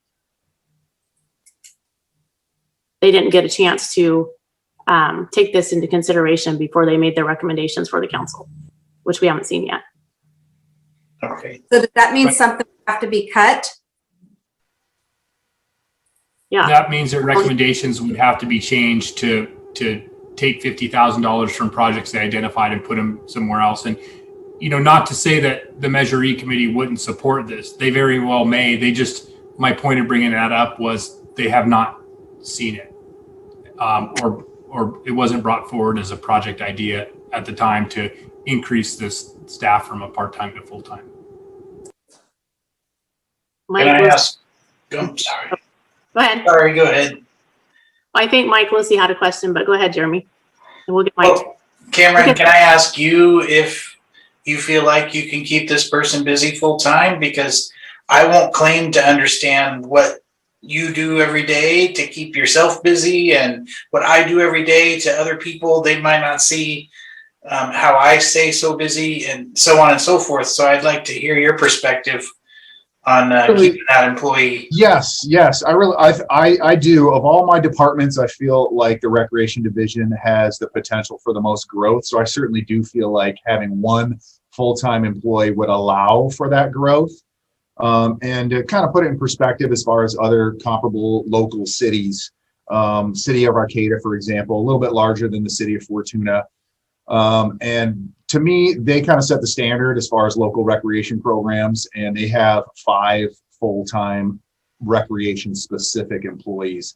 So it's really about the investment that you want to make. The more of an investment we make into recreation, then the more programs that we'll be able to offer. So I certainly would be dedicated and committed to making sure that that person is held accountable for expanding programs, improving existing programs, and making more offerings for our public to be able to utilize. And those 5 people, Cameron, do they run the Arcata community pool? No, they do not. Nope. Okay. Just recreation programs, no parks or anything involved, just recreation programs. They do some facility rentals out of their office as well, but recreation only. Okay. I had a real quick question. Just for clarification, prior to COVID, we did have a full-time recreation supervisor, and then because of COVID, that went to part-time, and then even that part-time person left? No, the previous full-time employee just retired. And so that was during COVID. So we had finished our summer fund, that was completed, and that person was already planning on retiring at the latest December 31st of 2020. And she decided to retire a little bit earlier in September. And because of COVID, we weren't able to offer any recreation programs. We figured, you know what, let's save some money. why hire now? Let's wait until things start to open up. And so when things started to open up and we moved into the orange tier, I felt like it was time to fly the position as a part-time, which we did, and we were not successful. I had one applicant, and that applicant did withdraw their application. So my fear is that if we fly the position again part-time, I'm going to have the same result. Whereas obviously if that's a full-time position, it's going to be highly desirable. People are looking for those full-time benefits and are typically a lot more committed as far as retention goes with a full-time employee over a part-time employee. So it would certainly enhance our department to be able to have someone who's more stable and has a lot of enthusiasm and commitment versus a part-time employee. What time period did we have a full-time recreation supervisor before she retired? 18 years. Okay. I just personally, I think the recreation department is very important and extremely important to offer as many programs as we can to the public. And I agree with that, Mike, because you know how passionate I am about youth, but my problem is in the past, we had our summer fun programs, then we would have a week at Thanksgiving or President's Week when the kids would be out of school, we would offer something. We would offer 6 weeks of hot shot basketball, which was just a Saturday thing. And that was it. And so we had this full-time person, and I'm not really sure that we got $60,000 worth of benefit from having that position because there was just not that much going on recreation wise for the kids for 30 years. My oldest is going to be 35. And since he was 5 years old, we haven't changed anything. And it's not, I think we spent a lot of money, but I don't think we've changed anything. And so that Changed something. What? We've added the pickleball program. Well, yeah, that's not that's for you old people. It can be for anybody, any age group. Pickleball because it looks fun. Well, but I'm frustrated that we have had this position, but I don't feel like we have had a strong recreation program, and we paid out all that money for all those years. I agree, Sue, with some of that, and I think that now is a good opportunity to change that. Why keep doing the same things that we've been doing year after year? Here's a good opportunity now that you have a Parks and Rec director, because there was a long period of time where that recreation supervisor didn't really have a supervisor. There was no Parks and Recreation director for 5 years. So perhaps, there was a comfort level there, complacency, and I want to change that. I really do. I see a lot more potential and growth in recreation. And so, I want to change that viewpoint that you might have or other citizens might have that, it's kind of just been the same thing over the years. Well, I feel like, bringing in someone with a fresh perspective and a lot of energy who's new could turn that around. And with my oversight and my direction and assisting that person with those programs, we can make a difference, and we can create a new standard for the recreation division. I have one more question. Should this go back to the Measure E committee before it comes to us to see if they want to take something out and replace it with this, or let them make that recommendation, or are we going to have to take their recommendation and take something out to put this in? Aaron might have. I think if the council wanted to. Go ahead, Merritt. If it was really, that's up to the council. I mean, it's an advisory committee. We'd have to call a special meeting and get them to weigh in. If the council felt that was important, we could ask. It's going to take some time. I know that, Cameron is asking for this position in advance. It takes a while to advertise and fly a position and actually get through the hiring process. But if the council really wanted to have or had to have the Measure E committee's seal of approval, then what we'd have to do is call a special meeting and bring them together and then bring back the list of projects they approved and get their opinion. We could do it. It'll be at least a couple of weeks if we add that. And then we'd have to come back to the next council meeting. So I'm guessing it would be a 4-week delay, but we could do it. Cameron, do you think that I'm looking at your potential list, and Do you think that we're going to cross over with the McLean Foundation once they get their programs up and running? Do you think we're going to be offering double, or are they going to step up and offer any of these types of things, do you think? Or do you have... I've had conversations with them in the past, and I can't speak for them, but I know that they don't want there to be crossover.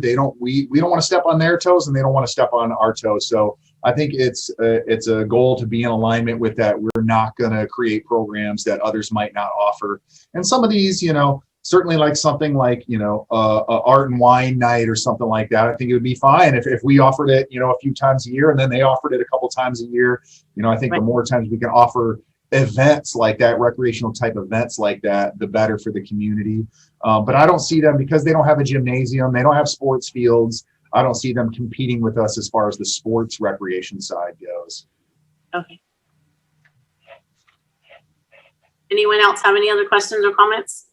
I have a question for Aaron.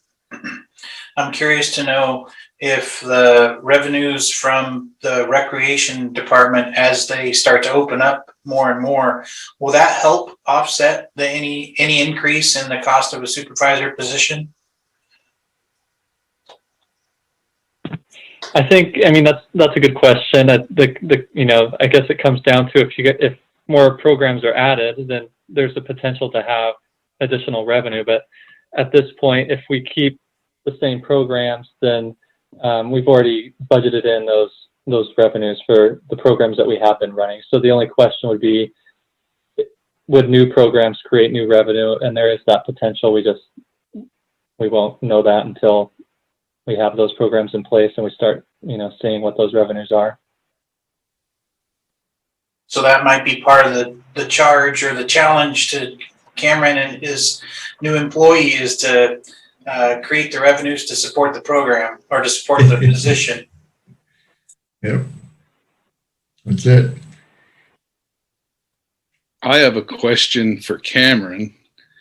Is there a working group of the parks directors and recreation leaders that can be plugged into to draw on the abilities and programs in the Arcata or Eureka areas and their recreation departments, so that if we wanted to, we could develop new programs?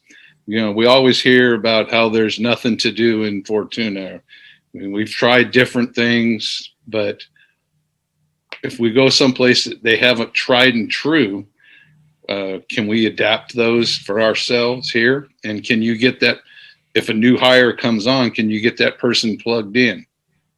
Yes. In fact, when I started my working with municipalities, my first job was with the city of Arcata. I was the recreation coordinator there. That was a full-time position. So a lot of the people that I worked with then are still there. So there's certainly a lot of assistance as far as that goes. And I obviously have a little bit of a background in working for the department and knowing what works, what doesn't, and how to market programs and get people involved and find staff. Humboldt County is a smaller county as far as municipality recreation departments. So I certainly know all other parks and recreation directors and recreation full-time employees from City of Eureka, City of Arcata, Blue Lake, etc. So definitely there's a lot of assistance that I could rely on as far as creating new programs and how we would get those off the ground. But I feel like I have a pretty good grasp on that. My career mostly has been recreation oriented, so I feel stronger. That's one of my strongest divisions, or one of my strongest fields, I feel, is building up recreation programs. So I think there's enough support and enough of my experience to really get them off the ground. Cameron, how long have you been with the city of Fortuna? 3 years, just past 3 years.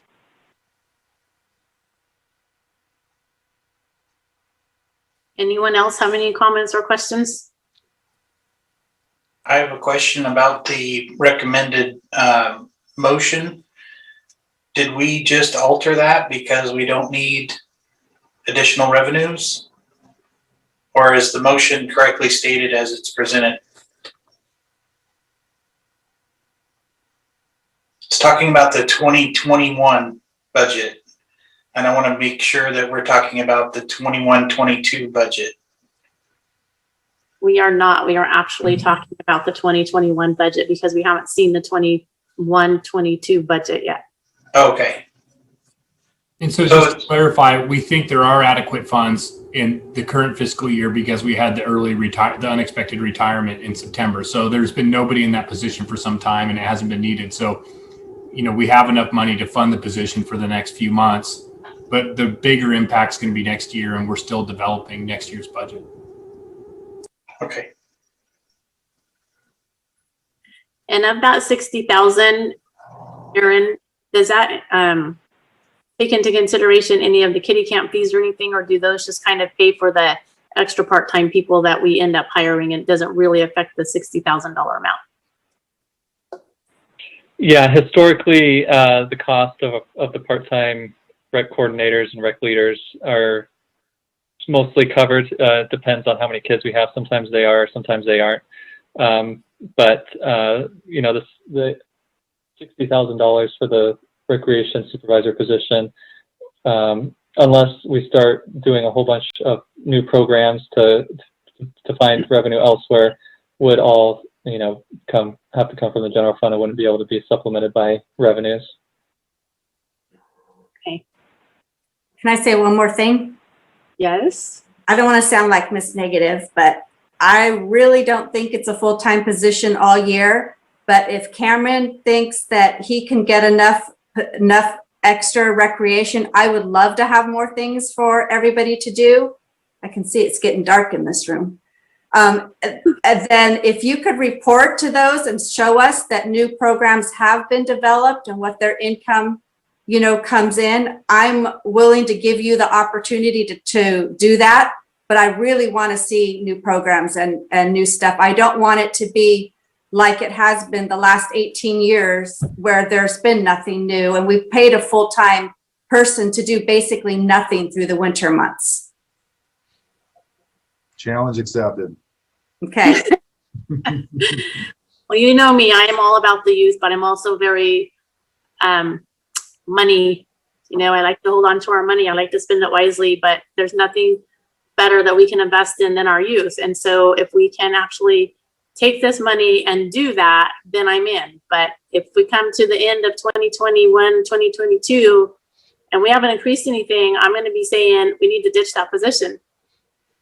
So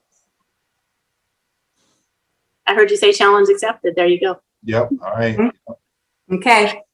Madam Mayor, I'm prepared to make a motion All right. if we're ready. Oh, did anyone from the public have any comments? No hands? Nope. All right, we'll close public comment. Go ahead, Mike. Okay, I move to authorize the allocation of a full-time recreation supervisor position and eliminate a part-time recreation supervisor position into the fiscal year 2021 budget. Second. We have a motion and a second. Sienna? Councilmember Johnson, Yes. Councilmember Losi, Yes. Councilmember Stanfield, Yes. Mayor Pro Tem Trent, Yes. Mayor Long. Yes. All right, thank you guys. Lively, good discussion. Thank you. Okay, you got it, Cameron. Made my night. All right, city managers report. Okay, so we're going to be scheduling all of our CDBG donors to show up. We're going to have Cameron back. Just joking. We've got a lot of council meetings with a lot of accountability coming up, and then just a few things. This does have to do with the Parks Department, but our Parks Department is gearing up for facility rentals, youth sports, and other events which were delayed or postponed due to COVID. So one of the things that we have going on right now at the city is a big effort to fill those positions which are temporarily frozen. So not only does Cameron need to worry about the recreation supervisor, but he has all those vacant positions that will now need to be filled, including the conference center coordinator, recreation leaders, et cetera. So a lot of hiring in the Parks Department right now. One of the other things, and Cameron's also working on this, is we're assisting Rodeo and Auto Expo. They generally have put together their own plans, but we've been working with them to just go through that review, provide some figures, and we'll be helping to coordinate a meeting with county staff in an effort to really push and try to get those projects approved. And so we're very hopeful that those can get approved. There's a lot of modifications, and we're looking forward to continuing to work with Rodeo and Auto Expo. We also are continuing to monitor the rollout of the American Rescue Act funds and do what's necessary to make sure that the city's in a position to use the funds. So working with the finance director, we have everything that's in place. We're expecting to see guidelines for how those funds can be spent coming at the beginning of May, and the first distribution of half of those funds coming in sometime in June. So we're expecting somewhere around $2.3 million total. Continuing to work on developing a plan for the city's compliance with SB 1383. There's a lot of pieces to this, but one of the bigger ones is considering how we modify the city's franchise agreement. And then, lately I've been participating in an ad hoc committee to the solid waste local task force. And it looks like there's a desire on the part of a number of jurisdictions to work on SB 1383 compliance together. So it's great to be able to pool the resources of some of those different cities. We have some calls coming up with Cal Recycle to discuss compliance and specifically answer some of the questions that we've gotten from council members. And so I look forward to bringing that back. And again, I'm spending a lot of time right now really trying to think through this before we bring it back to council and have a lot of those questions answered. So with that concludes my staff report. Thank you, Merritt. Anyone have questions for Merritt? Mayor, there's a person of the public that has their hand up. Thank you. So this is typically not time for public comment. What did we miss? It was up right after the public comment. So I don't know if they just missed the public comment on the last item. It's been, her hand's been up for a while. So I don't know if it was the last item they wanted to. I'm waiting for public comment regarding issue 7, number 7. Well, you actually missed public comment. This is time for city council reports and comments, but since you did not know that, go ahead. I'm waiting for item number 7, city council reports and comments pertaining to the Humboldt County Transit Authority, Fortuna Transit System. That's what I'm interested in. Okay, so this is not really for the public. This is just where the council members share the meetings that they have gone to and what's happening on their various committees. So after Councilmember Johnson reports, is it transportation? Is it Tammy or Mike Johnson? I have Humboldt County Transit, but I don't deal with the Fortuna Transit. I would suggest if you have questions on them to call the Parks Department tomorrow and talk to Cameron about the transit. Okay, I was advised to attend this meeting to talk here regarding comments pertaining to the Fortuna Transit. I'm sorry, that's all, but I'll do that. Okay, thank you. I think you just got misdirected. I'm sorry.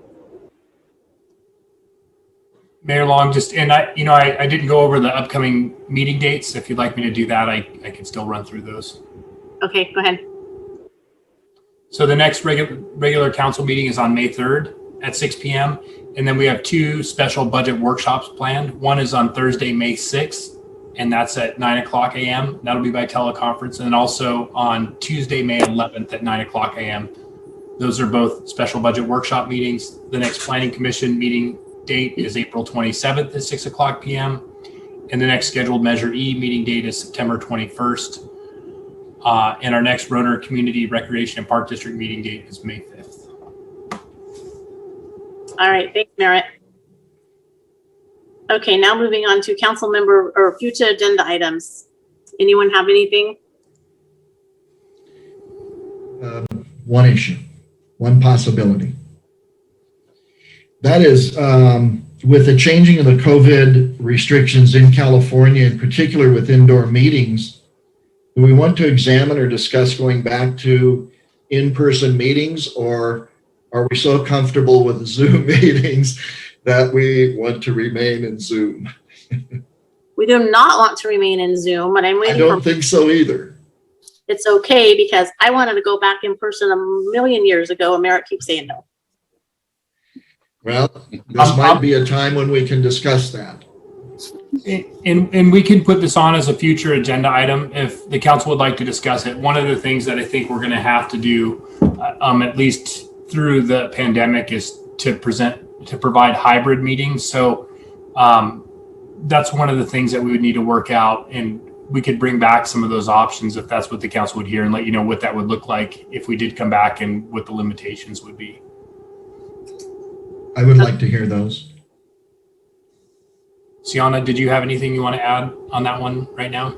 No, I agree. It can be brought forward at a future meeting. Keep in mind, we'll have to formulate a plan for hybrid meetings, so members of the public that are not willing to come into the council chambers or city hall are still able to participate. So if we can work to find a mechanism to do that, I think it would be fine to allow the council to meet in person and then still have access to the meeting outside of city hall. I'd just like to make one more comment, Mayor Long, if you're amenable and the council's amenable, just in accordance with the Brown Act and allowing for, public to have access to this meeting. I know the individual on the line didn't make the public comment portion that was for items not on the agenda. And if the council agrees, I think it would be a good idea to let her state her comment before the members give their reports, just to allow her that time as she stayed on this entire time to be able to comment on the transit item. I took it as more she had a question regarding transit, which we cannot answer, but if she would like to comment, that's fine. So ma'am, are you still on the line? If you could please state your name for the record, I would appreciate it. Yes, I am still on the line. My name is LaTanya Jacob. I do have questions pertaining to the Fortuna transit system. I had been speaking with Mr. Cameron, and I was informed that I had to, or suggested that I attend the meetings today or tonight to discuss any questions, comments, concerns, or get information pertaining to the Fortuna transit system. Certainly, and I appreciate you staying on all of this time to get that information. I'd just like to clarify in terms of public comment. So this evening, the agenda states each council member has a report that they make based on a committee or commissions or boards that they serve on outside of the council. We don't typically have an exchange between council members and the public for items that are not agendized. And the transit item is not agendized as a business matter or a discussion item in any other portion of the agenda. So tonight, for the sake of your comments, you're welcome to address the council, and you can pose your questions and make a statement in a general, public comment scenario, but the council is not going to be able to engage in a question and answer discussion with you this evening. Okay, I did submit an email. It did go to Buffy. I'm sorry, I don't remember the last name. Yes, she's our deputy clerk here. And then it went to the city clerk. Mm-hmm. So those are the two people I submitted my comments or my questions to. Particularly, I just wanted to know, the Fortuna Transit consists of, what I understand, of 2 buses and a van, or 2 vans and a bus. And I'm just wondering, people who are not 50 years of age or older, or disabled, but do require them to or want to use the transit system, what option do they have if they're not taking the dollar ride, which is what you're using as your transit? That's one question. And I need to know who is working on the survey so that we know what the people of Fortuna want in terms of the transit, because I would be really interested to find out and hear just what the people are, what they want, where they're at with it. And if they are okay with just what they have right now. Okay, so Mayor Long, I would suggest that I give her a call back tomorrow with our parks director who oversees our transit. We'd be happy to run through those questions with her. Thank you. That would be totally appropriate because, like we said, it's not on the agenda, so we can't really talk about it in a council public exchange. So thank you. I'm sorry you stayed on long for us not to answer you, but if you could get in touch with the city manager and the parks transit supervisor tomorrow, that would work. Okay, thank you very much. Good night. Good night. Okay, city council reports, Mike Johnson. Yes, that was, by the way, that was, she spoke and made a comment during our last HCOG board meeting, and I recommended that she attend the council meeting today to make a comment and to perhaps get in touch with Cameron. And that's how she ended up calling with that specific item tonight. Unfortunately, she didn't come in till after like 6:15, 6:20, somewhere's in there. So, Okay. But anyways, on to my report. We did have an HCOG board meeting this last week. And we have received the Humboldt County Coordinated Public Transit Human Services Transportation Plan update. Quite a mouthful, but it talks about different areas of the county meeting the needs of the transit ridership and items such as that, and coordinating transit, because our transit system covers the entire 101 corridor and with different people, different services, and they coordinate together to provide that system. We also, items that I was interested in, and I think everybody else is, since it seems to be the most impediment right now, is the Last Chance Grade project. And as we all know, it's closed quite a bit while they work on the road and open it and close it again. But it's on budget, believe it or not, and it's on schedule for the realignment and rebuild, not necessarily that particular slide spot. And the alternatives are being weeded through, and there are 4 working groups that are coming to a conclusion as to which alternative will be chosen. And there will be a public meeting coming up in May, a scoping session open to the public, if you're interested to attend that, if anybody is. And the dollars that were used for the safety corridor project that were taken out of our funds for the District 1 Humboldt County area have been returned, and they've been programmed onto the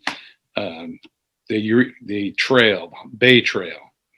It was sent to that project, and that will allow that project to be finished. So, but they have been returned to Humboldt County use.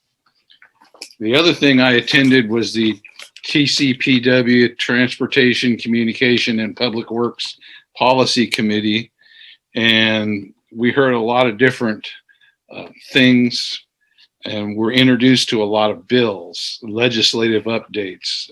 Some of them are, there's a bill being introduced to allow us to set speed limits easier. I've had to do that. Merritt knows all about it. It's not an easy thing to do, and sometimes you get pigeonholed into doing the opposite of what you want to do, but they're setting a bill through that would allow us to go further between speed surveys and allow us to, in an appropriate conditions, to lower the speed limit.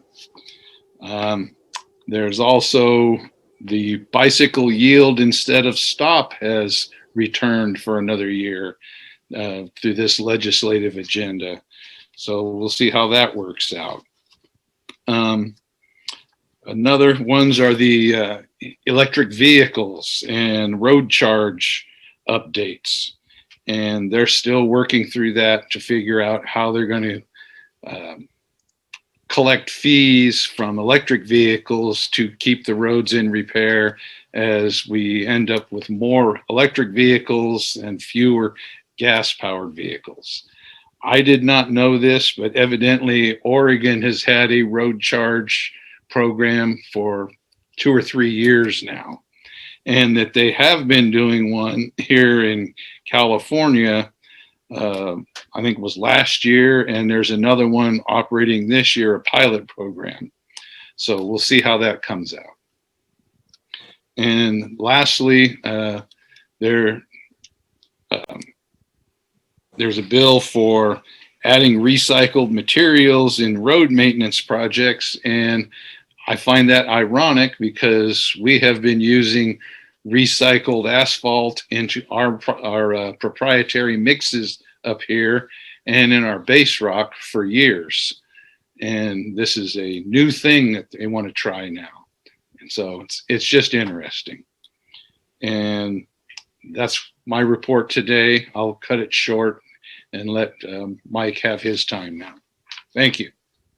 Thank you. Mike Losi. Well, my time hopefully will be short too. I haven't had a LAFCO meeting, and the next Redwood Coast Energy Authority meeting is this coming Thursday, which I will be unable to attend. So Mike Johnson, being the alternate, has agreed to sit in for me on that. But this last Friday night, I attended one of the best football games that I have witnessed over the last 3 years. Yep. Eureka High Loggers and the Fortuna High Huskies, both undefeated. The Huskies struck first and put 7 on the scoreboard, and Eureka did answer back. But before the end of the half, the score was 14-7. Fortuna was ahead. After halftime, the Loggers came back on the field ready to get revenge. Even though both teams' defenses were terrific, the Loggers scored in the third to even up the score, 14-14. The teams remained tied with just short of amazing defensive battles back and forth. They were still tied at the end of the game, and we go into overtime. So on to overtime, both teams start on the offense's 20-yard line. Both teams get a chance to score. Fortuna has the ball first, and they went in from the 1-yard line to score for the Huskies. Now with the game at 20-14, the Huskies go for the 2-point conversion. Unfortunately, that attempt fails, with Eureka shutting down the run on the left side of the field. And now the Loggers have their chance. They score the touchdown and, of course, the kick for the extra point, which goes through the goalposts for the final score, 21-20, with the Loggers winning the game. But it was an amazing game. The stands were packed. And I want to congratulate both the teams for putting on a tremendous show, with the Huskies never failing to enthrall football fans. Our congratulations to Coach Mike Benbow and the Fortuna Huskies for an excellent season for what I think many people who were in attendance would agree was one of the best football games ever. Congratulations to Fortuna High. Thank you. That's my report. It was the best until the very last second. Yeah, but the game was amazing. It was a good game. Yes. All right. My iPad is not looking good as far as waiting. So if it dies, I will call back in on my phone. In the meantime, if I'm not here to say whoever's next, go. Jeremy. Well, excuse me, I'll piggyback on Mike Losi's comments, and I will say that I would like to congratulate Fortuna High School for having a program this year, for being creative and making it happen for the cheerleaders and the football team and all the other sports that have been able to proceed outside the norm. And I just want to take my hat off to them and say, really appreciate their extra efforts. It would have been just as easy to say, well, not this year, but they didn't for our kids. And I just want to commend them for that. The 2 items that I have, we've already discussed everything related to Parks and Rec. So I appreciate the council giving Cameron the opportunity to fly that full-time position, with hopes to increase our Parks and Rec's commitment to the city. And the other is Fortuna Business Improvement District. We have a meeting tomorrow. It's going to be a very, very robust agenda because we just got done with our retreat, and it found a lot of areas that we can focus on to make Fortuna Business Improvement District the best it's ever been. So I will have lots to report over the next several months as we progress through that agenda. So not to keep you on pins and needles or in suspense, but I'll wait to tell you the triumphs rather than what is possible. We'll tell you what actually happens there. And a quick thank you to Jess Pettit for facilitating that retreat and really focusing all of our energies to a very focused and cohesive meeting of 4 days, I believe, 3 days, and then we have another wrap-up meeting here coming up on the following Thursday. So last item, I don't see Chief here anymore, but I missed coffee with the Chief in March because they were busy with other items regarding Measure Z, but would love to know the date and time for coffee with the Chief coming up. And that'll conclude my report. Thank you, Jeremy. And Tammy. You're mute, Tammy. Unmute. Sorry, I forgot.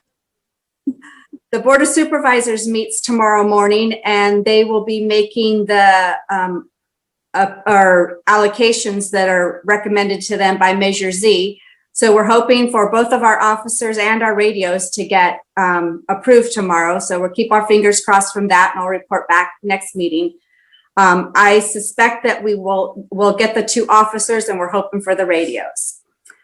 And then I had my League of California Cities Public Safety Committee meeting. There's hundreds of bills on the books right now regarding law enforcement and public safety. We only went over a few of them on the bills, the ones that we wanted to take positions on. Some of them were AB 89, the Peace Officers Minimum Qualifications. And this bill wants to increase the minimum age from 18 to 25.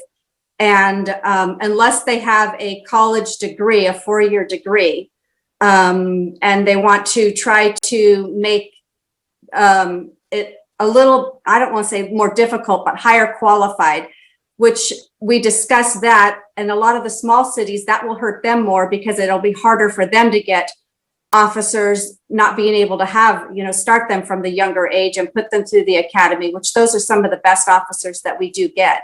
So we opposed that bill. And the next one was SB 387, and that's Officers Certification, Education, and Recruitment.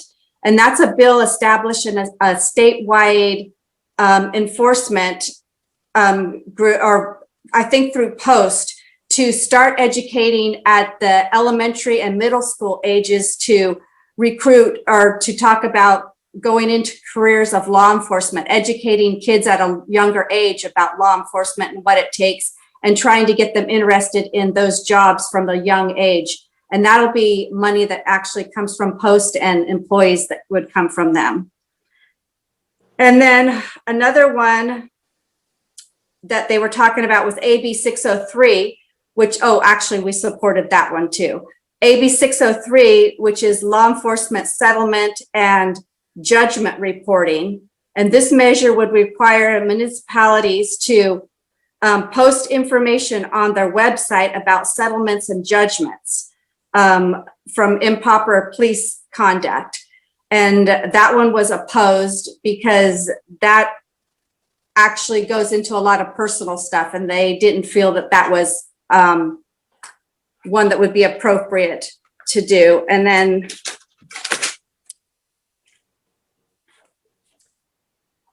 let's see, a couple of the bills that we're watching is AB 60, and that's a measure that will,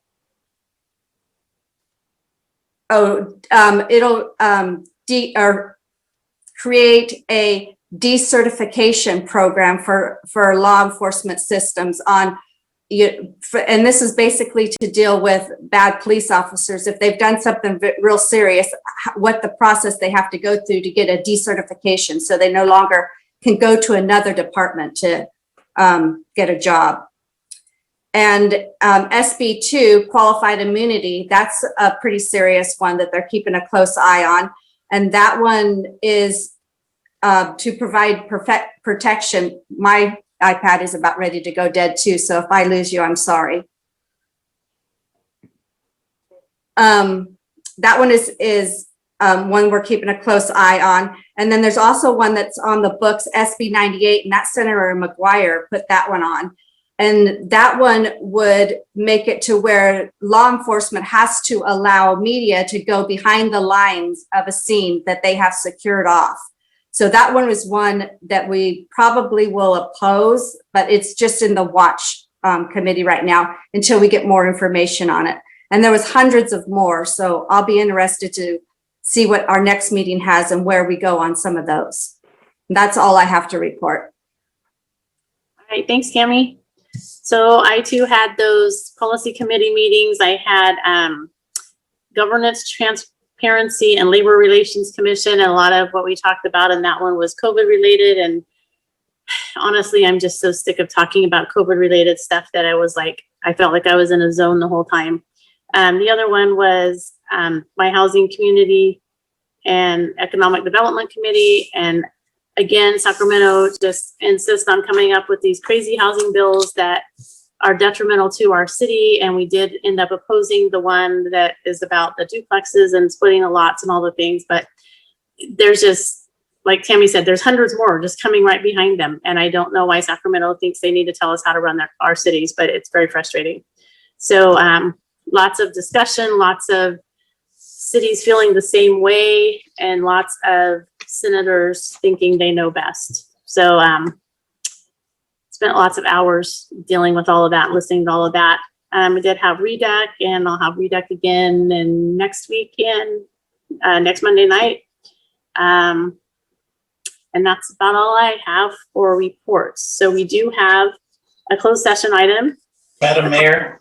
Yes. I apologize. I even wrote it down and I forgot to mention something in my report. The city of Fortuna is without an appointment for the FBID board. We had one recently, but he moved over to the planning commission. So we have another vacancy there, and I'd like to offer it up to the public, to any business owner, manager, or otherwise involved citizen that has interest in Fortuna Business Improvement District. I would really encourage them to go ahead and apply with an application for an appointment by the city of Fortuna. And I apologize for the interruption. I forgot to mention that. No, that's okay. Good job. All right, so we do have one closed session item, conference with real property negotiator pursuant to section 54956.8 of the government code. Vacant land along Eel River and 1320 Riverwalk Drive. The negotiating parties are city manager Merritt Perry for the city of Fortuna, and Land MKey as negotiating parties. Under negotiations is the price and terms of payment. Does anyone from the public have any comments before we adjourn to closed session on that item? I don't think we have any public left, do we? Oh, a couple. Public? I don't see any. There was a couple. So, okay, hearing none, we will entertain a motion to adjourn to closed session. Motion to adjourn. I'll second. We have a motion and a second to adjourn to closed session. All in favor? Aye. Aye. All So right. do we use the same ID and password? Yeah, just stay on. Sienna Okay. will take off and we'll get disconnected from access.